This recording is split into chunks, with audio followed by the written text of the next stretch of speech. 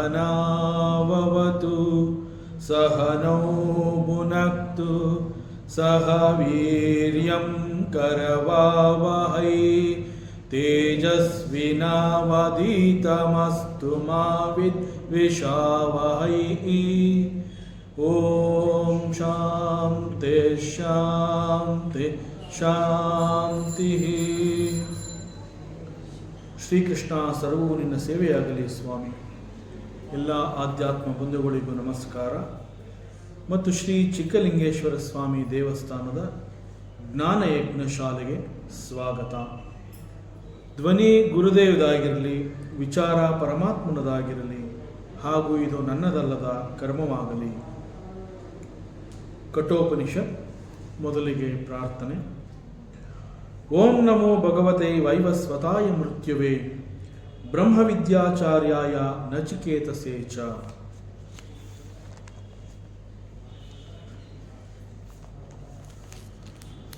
ಚಿಕ್ಕ ಹುಡುಗ ಬಾಲಕ Nachiketa started reflecting upon the karma theory. ಅವನ ಪ್ರಕಾರ ಕರ್ಮ ಥಿಯರಿ ನೆವರ್ ಗೋಸ್ ರಾಂಗ್. ಅಷ್ಟು ಶ್ರದ್ಧೆ ಅವನಲ್ಲಿರುತ್ತೆ.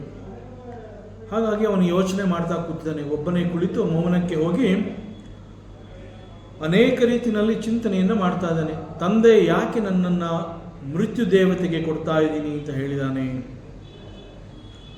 ನನ್ನಿಂದ ಆಗಿರುವಂತಹ ತಪ್ಪಾದರೂ ಯಾವುದು?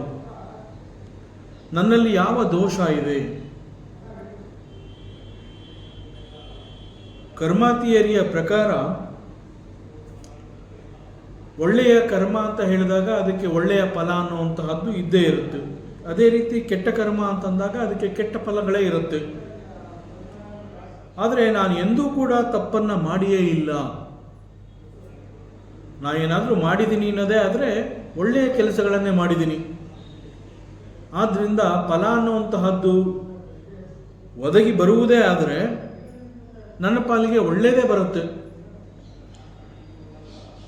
ಆದ್ದರಿಂದ ಬಹುಶಃ ತಂದೆ ಒಂದು ಒಳ್ಳೆಯ ಉದ್ದೇಶವನ್ನು ಇಟ್ಕೊಂಡು ನನ್ನನ್ನು ಮೃತ್ಯು ದೇವತೆಗೆ ಕೊಡ್ತಾ ಇದ್ದಾನೆ. ಈ ರೀತಿಯ ಒಂದು ಚಿಂತನೆಯನ್ನು ಮಾಡಿದ್ದಾನೆ. ಅದ್ಯ ಯಮಸ್ಯ ಯತ್ಕರ್ತವ್ಯಂ ಕರಿಷ್ಯತಿ ಕಿಂ ಸ್ವಿತ್. ಈಗ ಯಮಧರ್ಮರಾಜನಿಗೆ ನನ್ನಿಂದ ಆಗಬೇಕಾಗಿರುವಂತಹ ಕೆಲಸ ಆದರೂ ಏನು? ಅಥವಾ ನಾನು ಯಾವ ಕೆಲಸವನ್ನು ಯಮಧರ್ಮರಾಜನಿಗೆ ಮಾಡಿಕೊಡೋದಕ್ಕೆ ಸಾಧ್ಯ? ಕಿಂ ಸ್ವಿತ್, ಅದು ಯಾವ ಕೆಲಸಕ್ಕಾಗಿ ನನ್ನನ್ನು ತಂದೆ ಅಲ್ಲಿಗೆ ಕಳಿಸ್ಕೊಡ್ತಾ ಇದ್ದಾನೆ? ಹೀಗೆ ಆಶ್ಚರ್ಯವನ್ನು ವ್ಯಕ್ತಪಡಿಸ್ತಾ ಇದ್ದಾನೆ. ನನ್ನನ್ನು ಯಮನಿಗೆ ಕೊಡೋದ್ರಿಂದ ಯಮಧರ್ಮರಾಜನಿಗೆ ಆಗುವಂತಹ ಕೆಲಸವಾದರೂ ಏನು? ಅದು ನಾನು ಏನು ಮಾಡಬಲ್ಲೆ ಯಮಧರ್ಮರಾಜನಿಗೆ? ಯಮನ ಕರ್ತವ್ಯ ಅದು ನನ್ನ ಮೂಲಕ ಏನಾಗಿರಬಹುದು? ಕಿಂ ಸ್ವಿತ್. ಮತ್ತು ಇದರಿಂದ ಪ್ರಯೋಜನ ಅನ್ನುವಂತಹದ್ದಾದರೂ ಏನು? ಯಾರಿಗೆ ಪ್ರಯೋಜನ? ನಾನು ಯಮನ ಬಳಿಗೆ ಹೋಗೋದ್ರಿಂದ ಯಮಧರ್ಮರಾಜನಿಗೆ ಯಾವ ಪ್ರಯೋಜನ? ಅಥವಾ ನನ್ನನ್ನು ಯಮಧರ್ಮರಾಜನಿಗೆ ಕೊಡ್ತಾ ಇದ್ದೀನಿ ಅಂತ ಹೇಳಿರೋದ್ರಿಂದ ನನ್ನ ತಂದೆಗೆ, ನಾನು ಅಲ್ಲಿಗೆ ಹೋಗೋದ್ರಿಂದ ತಂದೆಗೆ ಆಗುವಂತಹ ಪ್ರಯೋಜನ ಯಾವುದು? ಅವರಿಬ್ಬರಿಗೂ ಪ್ರಯೋಜನ ಇಲ್ಲ ಅಂತಂದ ಮೇಲೆ ನಾನು ಅಲ್ಲಿಗೆ ಹೋಗ್ತಾ ಇದ್ದೀನಲ್ಲ, ನನಗೆ ಯಾವ ಪ್ರಯೋಜನ ಆಗತ್ತೆ? ಈ ರೀತಿಯಲ್ಲಿ ಯೋಚನೆಯನ್ನು ಮಾಡ್ತಾ ಇದ್ದಾನೆ. ಇದು ಯಾವುದಕ್ಕೂ ಯೋಚನೆ ಮಾಡಿದ್ರೆ ಒಂದಕ್ಕೊಂದು ಸಂಬಂಧವೇ ಇಲ್ಲ. ಆದರೂ ಕೂಡ ತಂದೆಯ ಬಾಯಿಯಿಂದ ಇಂತಹ ಮಾತುಗಳು ಬಂದಿದೆ ಅಂತಂದರೆ ಬಹುಶಃ ಅಲ್ಲಿ ಏನೋ ಒಂದು ಉದ್ದೇಶ ಇರಬಹುದು. He is not only father. ಅವನು ಕೇವಲ ನನಗೆ ತಂದೆ ಮಾತ್ರ ಅಲ್ಲ, ಅವನು ನನಗೆ ಗುರು ಕೂಡ ಆಗಿದ್ದಾನೆ. ಆದ್ದರಿಂದ ಗುರುವಿನ ಬಾಯಿಯಿಂದ ಇಂತಹ ಮಾತುಗಳು ಬಂದಿದೆ ಅಂತಂದ ಮೇಲೆ ಅದು ಎಂದಿಗೂ ಕೂಡ ಸುಳ್ಳಾಗಬಾರದು. ಆದ್ದರಿಂದ ಗುರುವಿನ ಮಾತು ಯಾವತ್ತೂ ವ್ಯರ್ಥ ಆಗೋದೇ ಇಲ್ಲ. ಸಾಮಾನ್ಯವಾಗಿ ಮಹಾತ್ಮರು ಅಂತ ಹೇಳಿದಾಗ ಅವರು ಕೆಲವು ಮಾತುಗಳನ್ನು ಆಡ್ತಾರೆ. ಕೊನೆಯಲ್ಲಿ ಅದರ ಪರಿಣಾಮ ಏನು ಅಂತಂದರೆ ಬಹಳ ಒಳ್ಳೆಯದಾಗತ್ತೆ. ಮಹಾತ್ಮರು ಆಡುವಂತಹ ಮಾತುಗಳು ಆ ಕ್ಷಣದಲ್ಲಿ ನಮಗೆ ಅರಗಿಸಿಕೊಳ್ಳೋದಕ್ಕಾಗೋದಿಲ್ಲ, ಯಾಕೆ ಹೀಗೆ ಮಾತನಾಡಿದ್ದಾರೆ ಅಂತ ಅನಿಸುತ್ತೆ. ಆದರೆ ಮುಂದೆ ಪರಿಣಾಮ ಬಹಳ ಒಳ್ಳೆಯದಾಗತ್ತೆ. ಆ ರೀತಿಯಲ್ಲಿ ಒಬ್ಬ ಗುರು, ಒಬ್ಬ ಜ್ಞಾನಿ ಅವನು ಇಂತಹ ಮಾತುಗಳನ್ನು ಹೇಳಿದ್ದಾನೆ ಅಂತಂದರೆ ಅಲ್ಲಿ ಸ್ವಾರ್ಥ ಅಥವಾ ಒಂದು ದುರುದ್ದೇಶ ಅನ್ನುವಂತಹದ್ದು ಇಲ್ಲದೆ ಇರೋದರಿಂದ ಒಬ್ಬ ಮಹಾತ್ಮ ನುಡಿಯುವಂತಹ ಮಾತುಗಳು ಲೋಕ ಕಲ್ಯಾಣಾರ್ಥ, ಇಡೀ ವಿಶ್ವಕ್ಕೆ ಒಳ್ಳೆಯದಾಗತ್ತೆ. ಯಾಕೆ ಅಂತಂದರೆ ಅವರ ಮಾತುಗಳ ಹಿಂದಿನ ಉದ್ದೇಶದಲ್ಲಿ ಯಾವ ರೀತಿಯ ಸ್ವಾರ್ಥದ ಚಿಂತನೆಗಳು ಇಲ್ಲ. ಆದುದರಿಂದ ನಾನು ಕೂಡ ಈ ತತ್ವವನ್ನು ಅನುಸರಿಸಬೇಕು. ಒಂದು ವೇಳೆ ತಂದೆ ಈ ರೀತಿ ಹೇಳಿದ್ದಾನೆ ಅಂತ ಹೇಳಿ ಆ ಮೂಲಕ ಅದು ನನಗೆ ಮೃತ್ಯುವೇ ಆಗಿ ಬಂದರೂ ಕೂಡ ಮುಂದೆ ಮೃತ್ಯು ಕೂಡ ನನಗೆ ಮಂಗಳಕರವನ್ನೇ ಉಂಟು ಮಾಡುತ್ತೆ. ಆದುದರಿಂದ ಸಾವಿಗೆ ನಾನು ಹೆದರಬಾರದು. ಮೃತ್ಯು ದೇವತೆಯಿಂದ ಬಹುಶಃ ನನಗೆ ಮುಂದೆ ಅನಂತ ಕೀರ್ತಿ ಹಾಗೂ ಅಮರತ್ವವೇ ನನಗೆ ದೊರಕುತ್ತೆ. ಈ ವಿಷಯದಲ್ಲಿ ನನಗೆ ಸಂಶಯ ಇಲ್ಲ, ಅನುಮಾನ ಇಲ್ಲ. ಆದ್ದರಿಂದ ನಾನು ಇನ್ನೇನು ಯೋಚನೆ ಮಾಡೋದಿಲ್ಲ. ತಂದೆ ಹೇಳಿದನೆ, ಮಾತುಗಳು ಅವನಿಂದ ಹೊರಬಂದಿದೆ, ತಂದೆಯ ಮಾತಿನಂತೆ ನಾನು ನಡ್ಕೋತೀನಿ. ಆದ್ದರಿಂದ ಈ ಕ್ಷಣದಲ್ಲಿ ನನ್ನನ್ನು ನಾನು ಮೃತ್ಯು ದೇವತೆಗೆ ಒಪ್ಪಿಸಿಕೊಳ್ಳಲು ಸರ್ವ ರೀತಿಯಿಂದ ನಾನು ಸಿದ್ಧವಾಗಿ ಹೋಗಿದ್ದೀನಿ. ಗುರು ಹಿರಿಯರು ಜ್ಞಾನಿಗಳು ಆಡಿರುವಂತಹ ಮಾತು ನಡೆಯಲೇಬೇಕು. ನಮಗೆ ಅರ್ಥವಾಗದಂತಹ ಮಾತುಗಳು ಅವರ ಬಾಯಿಯಿಂದ ಬಂದಿದೆ ಅಂತಂದರೆ ಬಹುಶಃ ಪ್ರಕೃತಿಯೇ ಇಂತಹ ನಿರ್ಣಯವನ್ನು ತಗೊಂಡು ಅವರ ಮಾತುಗಳ ಮೂಲಕ ಆ ಶಬ್ದವನ್ನು ಹೊರಹಾಕಿಸ್ತಾಳೆ. ಮಹಾತ್ಮರ ಮಾತುಗಳು ಎಂದಿಗೂ ಕೂಡ ವ್ಯರ್ಥವಾಗುವುದಿಲ್ಲ. ವೇದಾಂತದಲ್ಲಿ ಒಬ್ಬ ಮಹಾತ್ಮ ಇಂತಹ ಮಾತುಗಳನ್ನು ಆಡಿದಾನೆ ಅಂತಂದರೆ ಅದನ್ನು ಮಹಾವ್ರತ ಅಂತ ಹೇಳ್ತಾರೆ. ಹೀಗೆ ಬಾಲಕ ನಚಿಕೇತ ಮನದಲ್ಲಿ ಅನೇಕ ವಿಚಾರಗಳನ್ನು ಚಿಂತನೆ ಮಾಡಿ ಒಂದು ನಿರ್ಧಾರವನ್ನು ತೆಗೆದುಕೊಂಡು ತಂದೆಯ ಬಳಿಗೆ ಬರ್ತಾನೆ. ಪಶ್ಚಾತ್ತಾಪ ಪಡ್ತಾ ಇರುವಂತಹ ತಂದೆಗೆ ನಾನು ಈಗ ಸಮಾಧಾನದ ಮಾತುಗಳನ್ನು ಆಡಬೇಕು. ಇದು ನಚಿಕೇತುವಿನ ಯೋಜನೆ. ಬಾಲಕ ಏನು ತಿಳ್ಕೊಂಡಿರ್ತಾನೆ ಅಂತಂದರೆ ನನ್ನನ್ನು ಮೃತ್ಯು ದೇವತೆಗೆ ಅವನು ಕೊಟ್ಟಿದ್ದೀನಿ ಅಂತ ಹೇಳಿರೋದ್ರಿಂದ ನಾನೀಗ ಮೃತ್ಯು ದೇವತೆಗೆ ಬಳಿಗೆ ಹೋಗೋದ್ರಿಂದ ನನ್ನ ವಿಚಾರದಲ್ಲಿ ತಂದೆಗೆ ಬಹಳ ಬೇಜಾರಾಗಿರುತ್ತೆ. ಎಷ್ಟೇ ಆದರೂ ನಾನು ಅವರಿಗೆ ಮಗ, ಅವ್ರನ್ನ ಬಿಟ್ಟು ನಾನು ಮೃತ್ಯು ದೇವತೆಗೆ ಬಳಿಗೆ ಹೋಗ್ತಾ ಇದ್ದೀನಿ ಅಂತಂದಾಗ ಅವರು ಸ್ವಲ್ಪ ಮನಸ್ಸು ಬೇಜಾರಾಗಿರುತ್ತೆ. ಅವರಿಗೆ ನಾನು ಸಮಾಧಾನದ ಮಾತುಗಳನ್ನು ಆಡಬೇಕು. ಆದ್ದರಿಂದ ಈಗ ನಾನು ಅವರಿಗೆ ಅಲ್ಲಿ ಹೋಗಿ ತಂದೆಗೆ ಸಮಾಧಾನದ ಮಾತುಗಳನ್ನು ಹೇಳ್ತೀನಿ ಅಂತ ಈ ಒಂದು ಯೋಚನೆಯಲ್ಲಿ ನಚಿಕೇತ ತಂದೆಯ ಬಳಿಗೆ ಬರ್ತಾನೆ. ಆದರೆ ನಚಿಕೇತ ಈ ರೀತಿ ಯೋಚನೆ ಮಾಡಿದ್ದಾನೆ.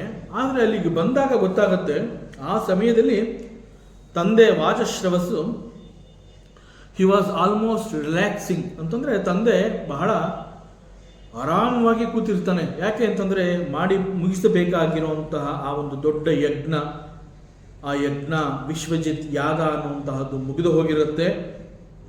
ಯಜ್ಞದ ನಿಯಮದ ಪ್ರಕಾರ ತನ್ನಲ್ಲಿರುವಂತಹ ಎಲ್ಲ ಸಂಪತ್ತುಗಳನ್ನು ಅವನು ದಾನ ಮಾಡಬೇಕು ಅಂತ ಅಂದ್ಕೊಂಡಿರುವಂತಹದ್ದು ಕೂಡ ದಾನವಾಗಿ ಎಲ್ಲರಿಗೂ ಕೊಟ್ಟುಬಿಟ್ಟಿರ್ತಾನೆ. ಈಗ ಅಲ್ಲಿ ಮಾಡಬೇಕಾಗಿರುವಂತಹ ಕೆಲಸ ಯಾವುದೂ ಇಲ್ಲ.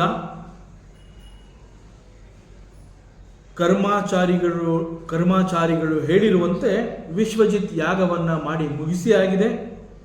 ನಿಯಮದ ಪ್ರಕಾರ ದಾನ ನಡೆದಿದೆ. ಆದ್ದರಿಂದ ನನಗೆ ಸ್ವರ್ಗ ಸಿಗತ್ತೆ. ಹೀಗೆ ಯೋಚನೆ ಮಾಡಿ ಅವನ ಮನಸ್ಸು ಶಾಂತವಾಗಿರುತ್ತೆ. ಬಹಳ ಶಾಂತ ರೀತಿಯಿಂದ ವಾಜಶ್ರವಸ್ಸಲ್ಲಿ ಕೂತಿರ್ತಾನೆ. ಆ ಸಮಯದಲ್ಲಿ ನಚಿಕೇತ ಅಲ್ಲಿಗೆ ಬರ್ತಾನೆ. ನಚಿಕೇತ ನನ್ನನ್ನು ಯಾರಿಗೆ ಕೊಡ್ತೀಯಾ ಅಪ್ಪ ಅಂತ ಕೇಳಿದಾಗ ಅದೊಂದು ಬಾಲಿಶ ಪ್ರಶ್ನೆ ಅಂತ ವಾಜಶ್ರವಸ್ಸು ಭಾವಿಸಿರ್ತಾನೆ. ಹಾಗೂ ತಾನು ಕೂಡ ಯಾವುದೋ ಒಂದು ಸಿಟ್ಟಿನ ಬರದಲ್ಲಿ ನಿನ್ನನ್ನು ನಾನು ಮೃತ್ಯು ದೇವತೆಗೆ ಕೊಡ್ತಾ ಇದ್ದೀನಿ ಅಂತ ಹೇಳಿದ್ದೀನಿ. ಇದು ಕೇವಲ ಬಾಯಿ ಮಾತು, ಇದು ನಿಜ ಅಲ್ಲ. ಸೊ ಹೀಗೆ ತಾನೇನೂ ತಪ್ಪು ಮಾಡಿಲ್ಲ ಅಂತ ಹೇಳಿ ವಾಜಶ್ರವಸ್ಸು ರಿಲ್ಯಾಕ್ಸ್ ಮಾಡ್ಕೋತಾ ಇರ್ತಾನೆ, ಆರಾಮವಾಗಿ ಕೂತಿರ್ತಾನೆ. ಆ ಸಮಯದಲ್ಲಿ ಅಲ್ಲಿಗೆ ನಚಿಕೇತ ಬರ್ತಾನೆ. ಬಂದು ತಂದೆಯನ್ನು ನೋಡ್ತಾನೆ. ತಂದೆಯನ್ನು ನೋಡಿ ತಂದೆಗೆ ಹೇಳ್ತಾನೆ, ಹೇ ಅಪ್ಪ, ಹೇ ತಂದೆ, ಈಗಾಗಲೇ ನೀನು ಎಲ್ಲರ ಎದುರಿಗೆ ನನ್ನನ್ನು ಮೃತ್ಯು ದೇವತೆಗೆ ಕೊಟ್ಟಿದ್ದೀನಿ ಅಂತ ಹೇಳಿ ನನ್ನನ್ನು ಯಮನಿಗೆ ನೀನು ಕೊಟ್ಟಾಗಿದೆ. So please permit me to go there. ನಾನು ಯಮನ ಬಳಿಗೆ ಈಗ ಹೋಗಬೇಕು. ಆದ್ದರಿಂದ ನನ್ನನ್ನು ಸಂತೋಷದಿಂದ ಅಲ್ಲಿಗೆ ಕಳಿಸ್ಕೊಡು. ಹೀಗೆ ಪುಟ್ಟ ಬಾಲಕ ಹೇಳಿದಾಗ ತಂದೆ ವಾಜಶ್ರವಸ್ಸಿಗೆ ಬಹಳ ಆಶ್ಚರ್ಯವಾಗುತ್ತೆ. ನಾನು ಏನು ತೊಂದರೆ ಕೊಡ್ತಾ ಇದ್ದಾನೆ ಮಗ, ಇಲ್ಲಿ ಬಂದು ಎಲ್ಲರ ಎದುರಿಗೆ ನನ್ನನ್ನು ಯಾರಿಗೆ ಕೊಡ್ತೀಯಾ ಅಂತ ಒಂದೇ ಸಮ ಕೇಳ್ತಾ ಇದ್ದಾನಲ್ಲ ಅಂತ ಹೇಳಿ ಕೋಪದ ಬರದಲ್ಲಿ ನಾನು ಅವನಿಗೆ ನಿನ್ನನ್ನು ಮೃತ್ಯುವಿಗೆ ಕೊಡ್ತಾ ಇದ್ದೀನಿ ಅಂತ ಹೇಳಿದೆ. ಆದರೆ ಈ ಹುಡುಗ ಅದನ್ನು ನಿಜ ಅಂತ ತಿಳ್ಕೊಂಡ್ಬಿಟ್ಟಿದ್ದಾನಲ್ಲ, ಬಹಳ ಗಂಭೀರವಾಗಿ ಅದನ್ನು ಯೋಚನೆ ಮಾಡ್ತಾ ಇದ್ದಾನೆ. ನನ್ನ ಮನಃಪೂರ್ವಕವಾಗಿ ನಾನು ಎಂದೂ ಕೂಡ ಆ ರೀತಿ ಅವನನ್ನು ನಾನು ಶಪಿಸಿಲ್ಲ. ಅವನು ಮೃತ್ಯು ದೇವತೆ ಬಳಿ ಹೋಗುವಂತಹದ್ದು ನನಗಿಷ್ಟ ಇಲ್ಲ. ಆದ್ದರಿಂದ ನಾನು ತಮಾಷೆಗೆ ಹೇಳಿದ್ದೀನಿ, ಸಿಟ್ಟಿನ ಬರದಲ್ಲಿ ಹೇಳಿದ್ದೀನಿ, ನೀನು ಅಲ್ಲಿಗೆ ಹೋಗುವಂತಹದ್ದೇನಿಲ್ಲ, ನೀನು ನನ್ನನ್ನು ಬಿಟ್ಟು ಹೋಗಕೂಡುದು ಅಂತ ತಂದೆ ವಾಜಶ್ರವಸ್ಸು ಮಗ ನಚಿಕೇತುವಿನಿಗೆ ಅನೇಕ ರೀತಿಯಲ್ಲಿ ಕನ್ವಿನ್ಸ್ ಮಾಡುವಂತಹ ಪ್ರಯತ್ನವನ್ನು ಮಾಡ್ತಾ ಇದ್ದಾನೆ. ಆದರೆ ನಚಿಕೇತನದು ಒಂದೇ ಮಾತು, ನೀನು ನನ್ನನ್ನು ಯಮನಿಗೆ ಕೊಟ್ಟಾಗಿದೆ ಮತ್ತು ಕೊಟ್ಟ ಮಾತನ್ನು ನಡೆಸ್ಕೊಡುವಂತಹದ್ದು ಮಗನಾಗಿ ನನ್ನ ಕರ್ತವ್ಯ. ತಂದೆಯ ಮಾತನ್ನು ನಡೆಸ್ಕೊಡುವಂತಹದ್ದು ಕೇವಲ ಕರ್ತವ್ಯ ಅಲ್ಲ, ಅದು ನನ್ನ ಧರ್ಮ. So please allow me to go there. ಆದ್ದರಿಂದ ನಾನು ಅಲ್ಲಿ ಹೋಗೋದಕ್ಕೆ ನನಗೆ ಪರ್ಮಿಷನ್ ಕೊಡು. ಹೀಗೆ ಬಹಳ ಕರಾರುವಾಕ್ಕಾಗಿ ನಚಿಕೇತ ಹೇಳಿದಾಗ ವಾಜಶ್ರವಸ್ ಈಸ್ ಡಿಸ್ಟರ್ಬ್ಡ್. ಅವನ ಮನಸ್ಸಿನಲ್ಲಿ ಬಹಳ ಡಿಸ್ಟರ್ಬ್ ಆಗುತ್ತೆ. ಯಾಕೆ ಅಂತಂದರೆ ಮಗನ ಮೇಲೆ ಅವನಿಗೆ ಬಹಳ ಮಮಕಾರ ಇತ್ತು. ಮಗನ ಮೇಲೆ ಮಮಕಾರ ಮತ್ತು ಪ್ರೀತಿ ಇದ್ದ ಕಾರಣದಿಂದಲೇ ಯಾಗಕ್ಕೆ ಮುಂಚೆ ತನ್ನಲ್ಲಿದ್ದಂತಹ ಐಶ್ವರ್ಯಗಳಲ್ಲಿ ಎಲ್ಲವನ್ನ ಸೇರಿಸಿ 2 ಪಾಲು ಮಾಡ್ತಾನೆ. ಬೆಲೆ ಬಾಳುವಂತಹ ಎಲ್ಲ ಐಶ್ವರ್ಯವನ್ನ ಮಗನ ಹೆಸರಿಗೆ ವರ್ಗಾಯಿಸಿ ಪ್ರಯೋಜನಕ್ಕೆ ಬಾರದಿರುವಂತಹ ವಸ್ತುಗಳನ್ನು ತಾನು ತನ್ನ ಬಳಿ ಇಟ್ಕೊಂಡು ಇದು ತನ್ನ ಸಂಪಾದನೆ ಅಂತ ಹೇಳಿ ಪ್ರಯೋಜನಕ್ಕೆ ಬಾರದಂತಹ ವಸ್ತುಗಳನ್ನು ದಾನಕ್ಕೆ ಕೊಟ್ಟಿರುವ ಮೂಲ ಉದ್ದೇಶವೇ ನನ್ನ ಮಗ ಸಂತೋಷವಾಗಿ ಮುಂದೆ ಜೀವನ ಮಾಡಬೇಕು, ಅವನ ಬದುಕು ಹಸನಾಗಿರಬೇಕು, ಅವನು ಚೆನ್ನಾಗಿ ಬದುಕಬೇಕು. ಯಾಕೆಂತಂದರೆ ಹೀ ಈಸ್ ಮೈ ಸನ್, ಅವನು ನನ್ನ ಮಗ ಅಂತ ಹೇಳಿ ಬಹಳ ಪ್ರೀತಿಯಿಂದ ಅವನಿಗೆ ಹೆಚ್ಚು ಬೆಲೆ ಬಾಳುವಂತಹ ಪದಾರ್ಥಗಳು ಅವನ ಬಳಿ ಉಳ್ಕೊಳ್ಳಿ ಅಂತ ಹೇಳಿ ಎಲ್ಲ ಬೆಲೆ ಬಾಳುವಂತಹ ಸಂಪತ್ತನ್ನು ನಾನು ಮಗನಿಗೆ ಕೊಟ್ಟಿದ್ದೀನಿ. ಎಷ್ಟು ಪ್ರೀತಿ ಇದೆ ನನಗೆ ಮಗನ ಮೇಲೆ. ಆದರೆ ಈಗ ಅವನು ನಾನು ಮೃತ್ಯು ದೇವತೆ ಬಳಿಗೆ ಹೋಗಲೇಬೇಕು ಅಂತ ಹಠ ಮಾಡ್ತಾ ಇದ್ದಾನೆ. ಹೇಗಾದರೂ ಮಾಡಿ ತಡಿಬೇಕು. ಯಾಕೆ ಅಂತಂದರೆ he is very much attach to the son. ಮಗ ಅಂತಂದಾಗ ಅವನಿಗೆ ಅಷ್ಟು ಪ್ರೀತಿ ಇರುತ್ತೆ. ಅವನು ಹೇಳ್ತಾನೆ, ಹೇ ಮಗನೇ, ಪ್ರೀತಿಯ ಮಗನೇ, ಕೇವಲ ಕೋಪದಿಂದ ನಾನು ಕೆಲವು ಮಾತುಗಳನ್ನು ಆಡಿದ್ದೀನಿ, ಅದನ್ನು ಅಷ್ಟು ಗಂಭೀರವಾಗಿ ನೀನು ಪರಿಗಣಿಸಬೇಡ. ಈ ಸಮಯದಲ್ಲಿ ನನ್ನನ್ನು ಬಿಟ್ಟು ನೀನು ಮೃತ್ಯು ದೇವತೆಗೆ ಬಳಿಗೆ ಹೋದರೆ ನನ್ನ ಮುಂದಿನ ಗತಿ ಏನು? ನಾನು ಇಲ್ಲಿ ಯಾರ ಜೊತೆ ಜೀವನ ಮಾಡಲಿ? ನನ್ನ ಜೊತೆ ಯಾರು ಇರ್ತಾರೆ? ಆದ್ದರಿಂದ ನೀ ಹೋಗಬಾರದು ಅಂತ ಹೇಳಿ ಮಗನಿಗೆ ಅಲ್ಲೇ ಉಳ್ಕೊಳ್ಳೋದಕ್ಕೆ ಬಹಳ ಕನ್ವಿನ್ಸ್ ಮಾಡ್ತಾನೆ. ಆದರೆ ತಂದೆಯ ಮಾತುಗಳನ್ನು ಕೇಳಿದ ನಂತರ ನಚಿಕೇತ ತಂದೆಯನ್ನು ಕುರಿತು ಕೆಲವು ಮಾತುಗಳನ್ನು ಆಡ್ತಾನೆ. ತಂದೆಯನ್ನು ಕುರಿತು ಆಡಿದಂತಹ ಮಾತುಗಳು ಬಹಳ ದೊಡ್ಡ ಉಪದೇಶ. ಅದು ಒಬ್ಬ ಚಿಕ್ಕ ಹುಡುಗ, 7-8 ವರ್ಷದ ಹುಡುಗ ಎಷ್ಟು ದೊಡ್ಡ ಉಪದೇಶವನ್ನು ತಂದೆಗೆ ಕೊಡ್ತಾನೆ. ಯಾವುದೋ ಒಂದು ಉದ್ದೇಶ ಇದೆ, ಈ ಕಾರಣದಿಂದ ನನ್ನನ್ನು ನೀನು ಯಮನಿಗೆ ಕೊಟ್ಟಿದೆಯಾ? ಬಹುಶಃ ಇದು ಲೋಕ ಕಲ್ಯಾಣ ಅರ್ಥ, ಯಾವುದೋ ಒಂದು ಒಳ್ಳೆಯ ಕೆಲಸ ಆಗಬೇಕಾಗಿದೆ. ಈ ಕಾರಣದಿಂದಲೇ ನೀನು ಗುರು ಸ್ಥಾನದಲ್ಲಿ ನಿಂತು ನನ್ನನ್ನು ಅವನಿಗೆ ಕೊಡ್ತಾ ಇದ್ದೀನಿ ಅಂತ ಎಲ್ಲರ ಎದುರಿಗೆ ಹೇಳಿ ಆಗಿದೆ. ಆದ್ದರಿಂದ ಗುರುವಿನ ಮಾತು ಸಾರ್ಥಕವಾಗದೇ ಇರಲಾರದು. ನೀನು ಕೇವಲ ನನ್ನ ತಂದೆ ಅಲ್ಲ, ನನ್ನ ತಂದೆ ಹಾಗೂ ನನಗೆ ನೀನು ಗುರು. ನಿನ್ನ ಬಾಯಿಯಿಂದ ಇಂತಹ ಮಾತುಗಳು ಬಂದಿದೆ ಅಂತಂದರೆ ಅದು ಲೋಕ ಕಲ್ಯಾಣ ಅರ್ಥ. ಆದ್ದರಿಂದ ನಾನು ಹೋಗಲೇಬೇಕು. ಹೀಗೆ ಹೇಳಿ ಅವನಿಗೆ ತಂದೆಗೆ ಉಪದೇಶವನ್ನು ಮಾಡ್ತಾನೆ. ಅವನು ಹೇಳ್ತಾನೆ, ಅನುಪಶ್ಯ ಯಥಾ ಪೂರ್ವೆ ಪ್ರತಿಪಶ್ಯ ತಥಾಪರೆ ಸಸ್ಯಮಿವ ಮರ್ತ್ಯ ಪಚ್ಯತೆ ಸಸ್ಯಮಿವ ಆಜಾಯತೆ ಪುನಃ. ಹೇ ತಂದೆ,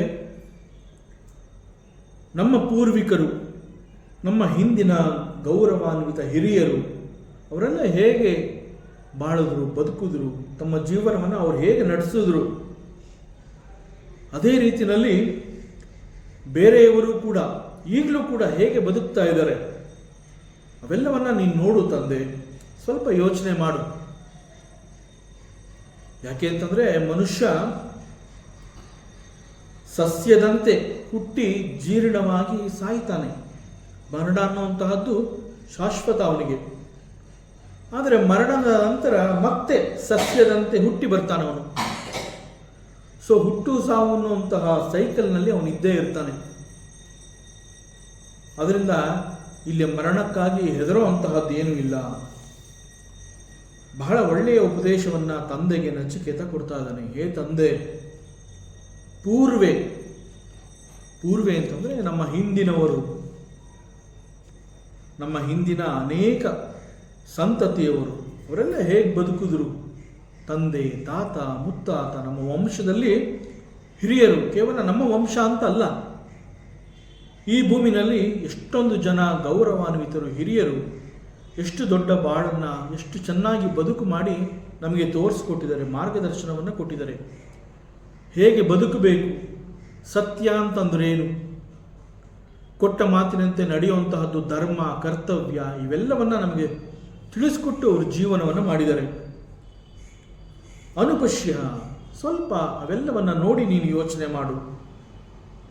ನಾವು ಕೂಡ ಅವರಂತೆ ಬದುಕೋಣ. ನಮ್ಮ ಹಿರಿಯರು ಹೇಗೆ ಬದುಕು ಮಾಡಿದ್ದಾರೆ ಆ ರೀತಿಯಲ್ಲಿ ನಾವು ಬದುಕು ಮಾಡೋಣ. ಅವರು ಹಾಕಿಕೊಟ್ಟಂತಹ ಮಾರ್ಗದಲ್ಲಿ ನಾವು ನಡೆಯೋಣ. ಅವ್ರನ್ನ ನೋಡಿ ನಾವು ಕಲಿಬೇಕು. ಅದೇ ರೀತಿ ಅಪರೆ, ಬೇರೆಯವರು ಕೂಡ, ದಿ ಅದರ್ಸ್, ಅನೇಕ ಮಹಾತ್ಮರು, ಈಗಲೂ ಕೂಡ ಅನೇಕ ಮಹಾತ್ಮರು ಇದೇ ಭೂಮಿನಲ್ಲಿ ನಮ್ಮ ಕಣ್ಣೆದುರಿಗೆ ಹೇಗೆ ಬದುಕ್ತಾ ಇದ್ದಾರೆ ಅವೆಲ್ಲವನ್ನು ನಾವು ತಿಳ್ಕೋಬೇಕು. ಕೇವಲ ನಮ್ಮ ಪೂರ್ವಜರು ಅಂತ ಮಾತ್ರ ಅಲ್ಲ, ಅಂತಹ ಮಹನೀಯರು ಈಗಲೂ ಕೂಡ ಇದ್ದಾರೆ, ಹಿಂದೆ ಇದ್ದರು. ಹೇಗೆ ಬದುಕಬೇಕು, ಹೇಗೆ ಬಾಳಬೇಕು ಅನ್ನೋದನ್ನು ತೋರಿಸ್ಕೊಟ್ಟು ಹೋಗಿದ್ದಾರೆ. ಅದರಂತೆ ಈಗಲೂ ಕೂಡ ನಮ್ಮ ಕಣ್ಣೆದುರಿಗೆ ಅನೇಕ ಮಹನೀಯರು ಬದುಕ್ತಾ ಇದ್ದಾರೆ. ಅವ್ರನ್ನ ನೋಡಿ ನಾವು ಕಲಿಬೇಕು. ಹಿಂದಿನ ಮಹಾತ್ಮರು, ಈಗಿನ ಮಹಾತ್ಮರು, ಇವರೆಲ್ಲರನ್ನ ನೋಡಿ ನಾವು ಕಲಿಬೇಕು. ಅವರ ಬದುಕು ಹೇಗಿದೆ, ಹೇಗೆ ಜೀವನ ಮಾಡ್ತಾ ಇದ್ದಾರೆ ಅನ್ನೋದನ್ನು ನೆನಪು ಮಾಡಿಕೊಳ್ಳುವ ಮೂಲಕ ನಾವು ಕೂಡ ನಮ್ಮ ಬದುಕನ್ನು ಕಟ್ಟಿಕೊಳ್ಳೋಣ. ಆದ್ದರಿಂದ ಈ ವಿಚಾರದಲ್ಲಿ ರಾಜಿ ಮಾಡ್ಕೊಳ್ಳೋದು ಒಳ್ಳೆಯದಲ್ಲ. ಸತ್ಯಕ್ಕೆ ಬಹಳ ಬೆಲೆ ಕೊಡ್ತಾ ಇದ್ರು ಹಿಂದಿನವರು. ಅದರಂತೆ ಈಗ ಕೂಡ ಮಹನೀಯರು, ಈಗಿನ ಮಹಾತ್ಮರು ಕೂಡ ಸತ್ಯ ಮತ್ತು ಧರ್ಮ ಅಂತ ಹೇಳಿದಾಗ ಬಹಳ ಗೌರವವನ್ನು ಕೊಡ್ತಾ ಇದ್ದಾರೆ. ಅವರೆಲ್ಲ ಹೇಗೆ ಬದುಕ್ತಾ ಇದ್ರು? Holding on to the truth. ಸತ್ಯವೇ ಧರ್ಮ, ಸತ್ಯವೇ ದೇವರು, ಹೀಗೆ ದೇ ಯೂಸ್ ಟು ಲೀವ್. ಸತ್ಯ ಅಂತಂದಾಗ ಅದಕ್ಕೆ ಎಲ್ಲಿಲ್ಲದ ಪ್ರಾಮುಖ್ಯತೆಯನ್ನು ಕೊಟ್ಟಿದ್ದಾರೆ. ಆದರೆ ಸತ್ಯಕ್ಕೆ ವಿರುದ್ಧವಾಗಿ ನಾವು ನಡಿಬೇಕು ಅಂತಂದರೆ ನಮ್ಮ ಜೀವನ ಹೇಗೆ ಬಹಳ ಕೆಟ್ಟದಾಗಿರುತ್ತೆ ಅಪ್ಪ. ಆದ್ದರಿಂದ ಆ ರೀತಿ ಮಾಡೋದು ಬೇಡ. ನಮ್ಮ ಹಿಂದಿನ ಮಹಾತ್ಮರನ್ನು, ಈಗ ನಮ್ಮ ಜೊತೆ ಇರುವಂತಹ ಮಹಾತ್ಮರನ್ನು ನೋಡಿ ನಾವು ಹೇಗೆ ಬದುಕಬೇಕು ಅನ್ನುವಂತಹದ್ದನ್ನು ಕಲಿಯೋಣ. ನಾವು ಸತ್ಯಕ್ಕೆ ವಿರುದ್ಧವಾಗಿ ನಡಿಬಾರ್ದು. ಆ ರೀತಿ ಆದರೆ ನಮ್ಮ ಜೀವನ ಬಹಳ ಕಷ್ಟ. ಸಸ್ಯಮಿವ ಮರ್ತ್ಯ ಪಚ್ಯತೆ.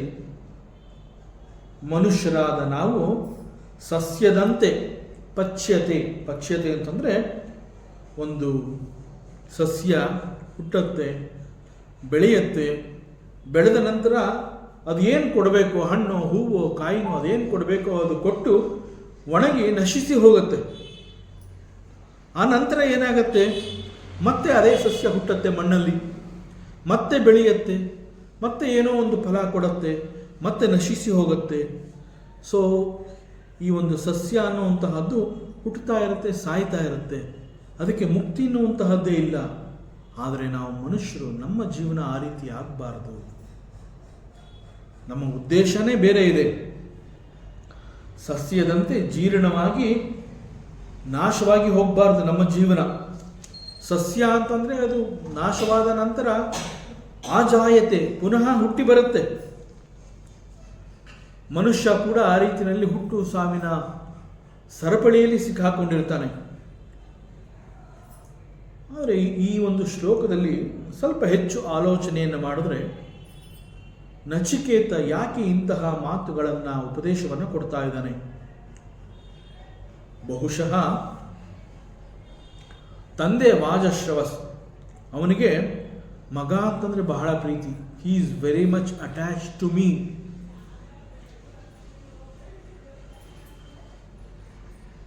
ತಂದೆ ಹೇಳ್ತಾ ಇದ್ದಾನೆ, ನೀನು ಯಮನ ಬಳಿ ಹೋಗುವಂತಹ ಅವಶ್ಯಕತೆ ಇಲ್ಲ. ಯಾಕೆ ಅಂತಂದರೆ ನಾನು ಹೇಳಿದಂತಹ ಮಾತುಗಳಲ್ಲಿ ಸತ್ಯವೇ ಇರಲಿಲ್ಲ. ಕೇವಲ ಕೋಪದಿಂದ ಅಂತಹ ಮಾತುಗಳನ್ನು ನಾನು ಆಡಿದ್ದೀನಿ.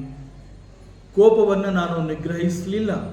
ಆ ಕಾರಣದಿಂದ ವ್ಯರ್ಥವಾದ ಮಾತುಗಳು ನನ್ನ ಬಾಯಿಂದ ಬಂತು. ಆದರೆ ಆ ಮಾತುಗಳನ್ನು ನಾನು ಮನಃಪೂರ್ವಕವಾಗಿ ಆಗಲಿ ಹೃದಯಪೂರ್ವಕವಾಗಲಿ ನುಡಿದಂತಹ ಮಾತುಗಳು ಅಲ್ಲ ಅದು. ಆದ್ದರಿಂದ ಹೀಗೆ ಹೇಳುವಂತಹ, ಈಗ ಕೊಟ್ಟಂತಹ ಮಾತಿನ ಮೂಲಕ ನೀನು ನಡೆಯದಿರು. ನನ್ನ ಮಾತನ್ನು ನೀನೇನು ಕೇಳಬೇಕಾಗಿಲ್ಲ. ನಿನ್ನನ್ನು ಮೃತ್ಯು ದೇವತೆಗೆ ಕೊಟ್ಟಿದ್ದೀನಿ ಅಂತ ಅಂದ ಮಾತ್ರಕ್ಕೆ ನೀನು ನನ್ನ ಮಾತನ್ನ ಕೇಳಬೇಕು ಅಂತ ಏನಿಲ್ಲ. ನೀನು ನನ್ನ ಮಾತುಗಳನ್ನು ಮೀರಿ ಇಲ್ಲಿ ನನ್ನ ಜೊತೆ ನೀನು ಬದುಕು, ನನ್ನ ಜೊತೆ ಇರು. ನೀನು ಈ ಕ್ಷಣದಲ್ಲಿ ಕೊಟ್ಟ ಮಾತಿಗೆ ತಪ್ಪಿ ನಡೆಯುವಂತಹದ್ದೇ ಉತ್ತಮ. ಆದ್ದರಿಂದ ನೀನು ಹೋಗಬೇಡ. ನೀನು you don't have to follow that dharma. ನಾ ಏನು ಹೇಳಿದ್ದೀನಿ ಆ ಮಾತನ್ನ ಕೇಳಬೇಕು ಅಂತ ಏನಿಲ್ಲ. ನನ್ನ ಮಾತುಗಳನ್ನು ಧಿಕ್ಕರಿಸಿ ನೀನು ನನ್ನ ಜೊತೆನಲ್ಲಿ ಇರು, ಅದೇ ನಿಜವಾದ ಧರ್ಮ. ತಂದೆ ಮಗನಿಗೆ ಹೇಳ್ತಾ ಇದ್ದಾನೆ, ನಾನು ಹೇಳಿರುವಂತಹ ಮಾತುಗಳನ್ನು ಧಿಕ್ಕರಿಸಿ ನನ್ನ ಜೊತೆ ನೀನು ಇರು, ಅದೇ ಧರ್ಮ. ನನ್ನ ಮಾತಿನ ಪ್ರಕಾರ ನೀನು ನಡಿಬೇಡ. ಇಂತಹ ಮಾತುಗಳನ್ನು